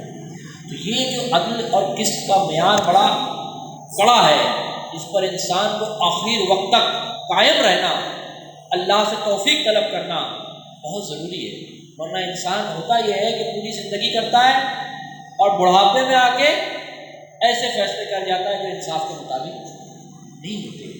تو یہ جو آیتیں آئی اسی لیے آئی کہ اس امت کو عدل و قسط کے معیار پہ کیا کرے، قائم کرے۔ جب ہم نے ایسا عدل و قسط کا معیار دیا تو لوگ ہمارے پیچھے لگ گئے کہ تم ہم کو چھوڑ کر مت جاؤ۔ محمد بن قاسم ہماری ہندوستان میں دیکھیے، جب وہ داخل ہوا ہے اور اس نے جو عدل کا معیار یہاں دیا، جب اس کو قید کر کے لے کے جایا جا رہا تھا بعد میں آپس کے اختلاف کی وجہ سے، تو یہاں کی عوام رو رہی تھی کہ تمہارے جیسا انسان ہم کو نہیں ملے گا۔ اور یہی عدل و قسط کے معیار کو دیکھیے، جب برہان جو احمد آباد کا بادشاہ کا برہان نظام، وجے پور کے بادشاہ کے کچھ لوگوں نے مسلمانوں کے کچھ سپاہیوں کو مار دیا بارڈر پہ، تو اس نے یہ قسم کھا لی کہ میں 1,00,000 لوگوں کو ان کے کیا کروں گا، قتل کروں گا۔ اور پھر ہم جانتے ہیں کہ وہ بڑی جنگ ہوتی ہے، جو اس جنگ میں 1,00,000 سے زائد لوگوں کو کیا کیا گیا ہے، اس غیر مسلموں کو مارا گیا ہے۔ تب وہ وجے نگر کے بادشاہ نے کہا کہ حضرت جہاں بنا، اب تو آپ کی قسم پوری ہو گئی، اب تو بس کر دیجیے، 1,00,000 لوگ مارے جا چکے ہیں۔ سوچیے آپ کہ قرآن کہتا ہے کہ ایک جان کا ناحق قتل تمام انسانیت کا قتل ہے۔ آپ نے تو ناحق خالد بن ولید سے نادانستگی میں قتل ہوا، اس پر بھی کہا خالد کر تم اللہ کو اس کے لیے کیا جواب دیں، لیکن ہم نے کیا کر دیا، ہم نے ظلم کا جواب ظلم سے دیا، عدل و قسط کے معیار کو ہمارے یہاں سے کیا کر دیا، ہٹا دیا۔ اسی لیے ہم اللہ کی رحمت اور اس سے کیا ہو گئے، دور ہو گئے، اور لوگ اسلام کے قریب آنے کی بجائے اسلام کو آج ایک ٹیررسٹ مذہب کی حیثیت سے، ایک دہشت گرد مذہب کی حیثیت سے کیا کیا گیا ہے، پیش کیا جا رہا ہے۔ تو اس میں ہمارے اعمال کا بھی بہت کچھ کیا ہے، قصور ہے۔ تو اللہ سے دعا ہے کہ اللہ تعالیٰ سب کو عدل و قسط کے معیار میں قائم کرے۔ یہ جو آیتیں رہ گئی ہیں، اس آیتوں کو انشاءاللہ آپ لوگ اپنے گھر پر ضرور مطالعہ کریں گے۔ میں نے پوری آیتیں اس لیے رکھائی تھی کہ کم از کم وہ پورا موضوع ہم لوگ پڑھ کر آئیں اور جان سکیں، ہے نا۔ دعا مانگیں۔ الحمدللہ رب العالمین، والصلاۃ والسلام علی سیدنا محمد یا ارحم الراحمین یا ارحم الراحمین یا ارحم الراحمین یا ذی الجلال والاکرام یا ذی الجلال والاکرام۔ اللهم صل على محمد وعلى ال محمد كما صليت على ابراهيم وعلى ال ابراهيم انك حميد مجيد۔ اللهم بارك على محمد وعلى ال محمد كما باركت على ابراهيم وعلى ال ابراهيم انك حميد مجيد۔ یا اللہ ہمارے گناہوں کو معاف فرما، یا اللہ ہماری خطاؤں سے درگزر فرما، یا اللہ جن گناہوں کو ہم جانتے ہیں اسے بھی معاف فرما، جن گناہوں کو ہم نہیں جانتے اسے بھی معاف فرما، یا اللہ ہم سب تیرے آخری نبی کی امت ہیں، ہم گناہ گار ہیں، یا اللہ ہم نے اپنی ذمہ داریوں میں بہت کوتاہی کی ہے، یا اللہ تو اپنی رحمت سے ہم پر معاملات فرما دے، یا اللہ آج تمام عالم میں مسلمانوں کی جان بھیڑ و بکریوں کی زیادہ اس کی قیمت نہیں رہے گی، یا اللہ چاہے شام ہو، عراق ہو، فلسطین ہو، برما ہو، ہر جگہ یا اللہ اس امت کے لوگوں پر لوگ ٹوٹ پڑے ہیں، یا اللہ ہم گناہ گار ہیں لیکن تیرے پر ایمان لانے والے ہیں، تو ہم پر ہمارے اعمال سے نہیں بلکہ اپنی رحمت کے مطابق فیصلے نافذ فرما، یا اللہ ہمیں اپنی اصلاح کرنے کی توفیق عطا فرما، یا اللہ ہمیں اپنی منصبی ذمہ داری کو ادا کرنے کی توفیق عطا فرما، یا اللہ اس پہلو سے جو ہم نے کوتاہی کی ہے اسے تو معاف فرما دے، یا اللہ یہ رمضان المبارک کا مہینہ ہے، یہ قرآن کا مہینہ ہے، یا اللہ اس قرآن سے ہمیں محبت نصیب فرما دے، یا اللہ اس قرآن کو پڑھنے کی ہمیں توفیق عطا فرما دے، یا اللہ اس قرآن کو سمجھنے کی ہمیں توفیق عطا فرما دے، یا اللہ اس قرآن پر ہمیں عمل کرنے کی توفیق عطا فرما دے، یا اللہ ہماری ذات سے اگر کسی پر زیادتی ہوئی ہے تو یا اللہ اس ظلم کا ازالہ کرنے کی ہمیں توفیق عطا فرما دے، یا اللہ ہمارا خاتمہ ایمان کا نصیب فرما، یا اللہ جو کچھ بھی ہم نے روزے رکھے ہیں ان روزوں میں جو کوتاہی رہ گئی اسے تو معاف فرما دے، ان روزوں کو تو قبول فرما دے، یا اللہ ہم لوگوں نے جو رات میں جو کچھ بھی ٹوٹی پھوٹی عبادتیں کی ہیں اس عبادت کو تو قبول فرما دے، یا اللہ اس لیلۃ القدر میں تیرے کلام کی نسبت سے ہم بیٹھے ہیں، اس نسبت کو تو قبول فرما دے، اس کی برکت سے ہمیں قرآن کا فہم نصیب فرما دے، یا اللہ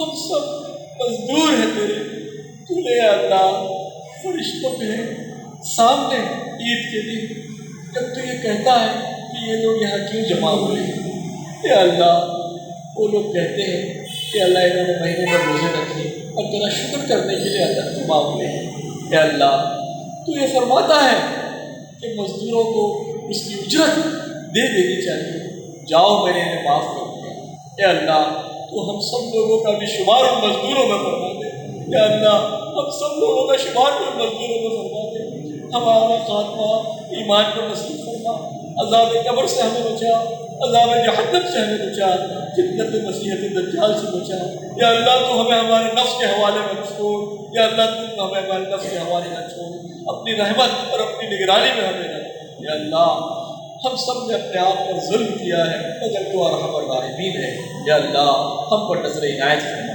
ربنا ظلمنا انفسنا وان لم تغفر لنا وترحمنا لنكن من الخاسرین، صلی اللہ تعالی خیر خلق محمد وآلہ وصحبہ اجمعین برحمتک یا ارحم الراحمین۔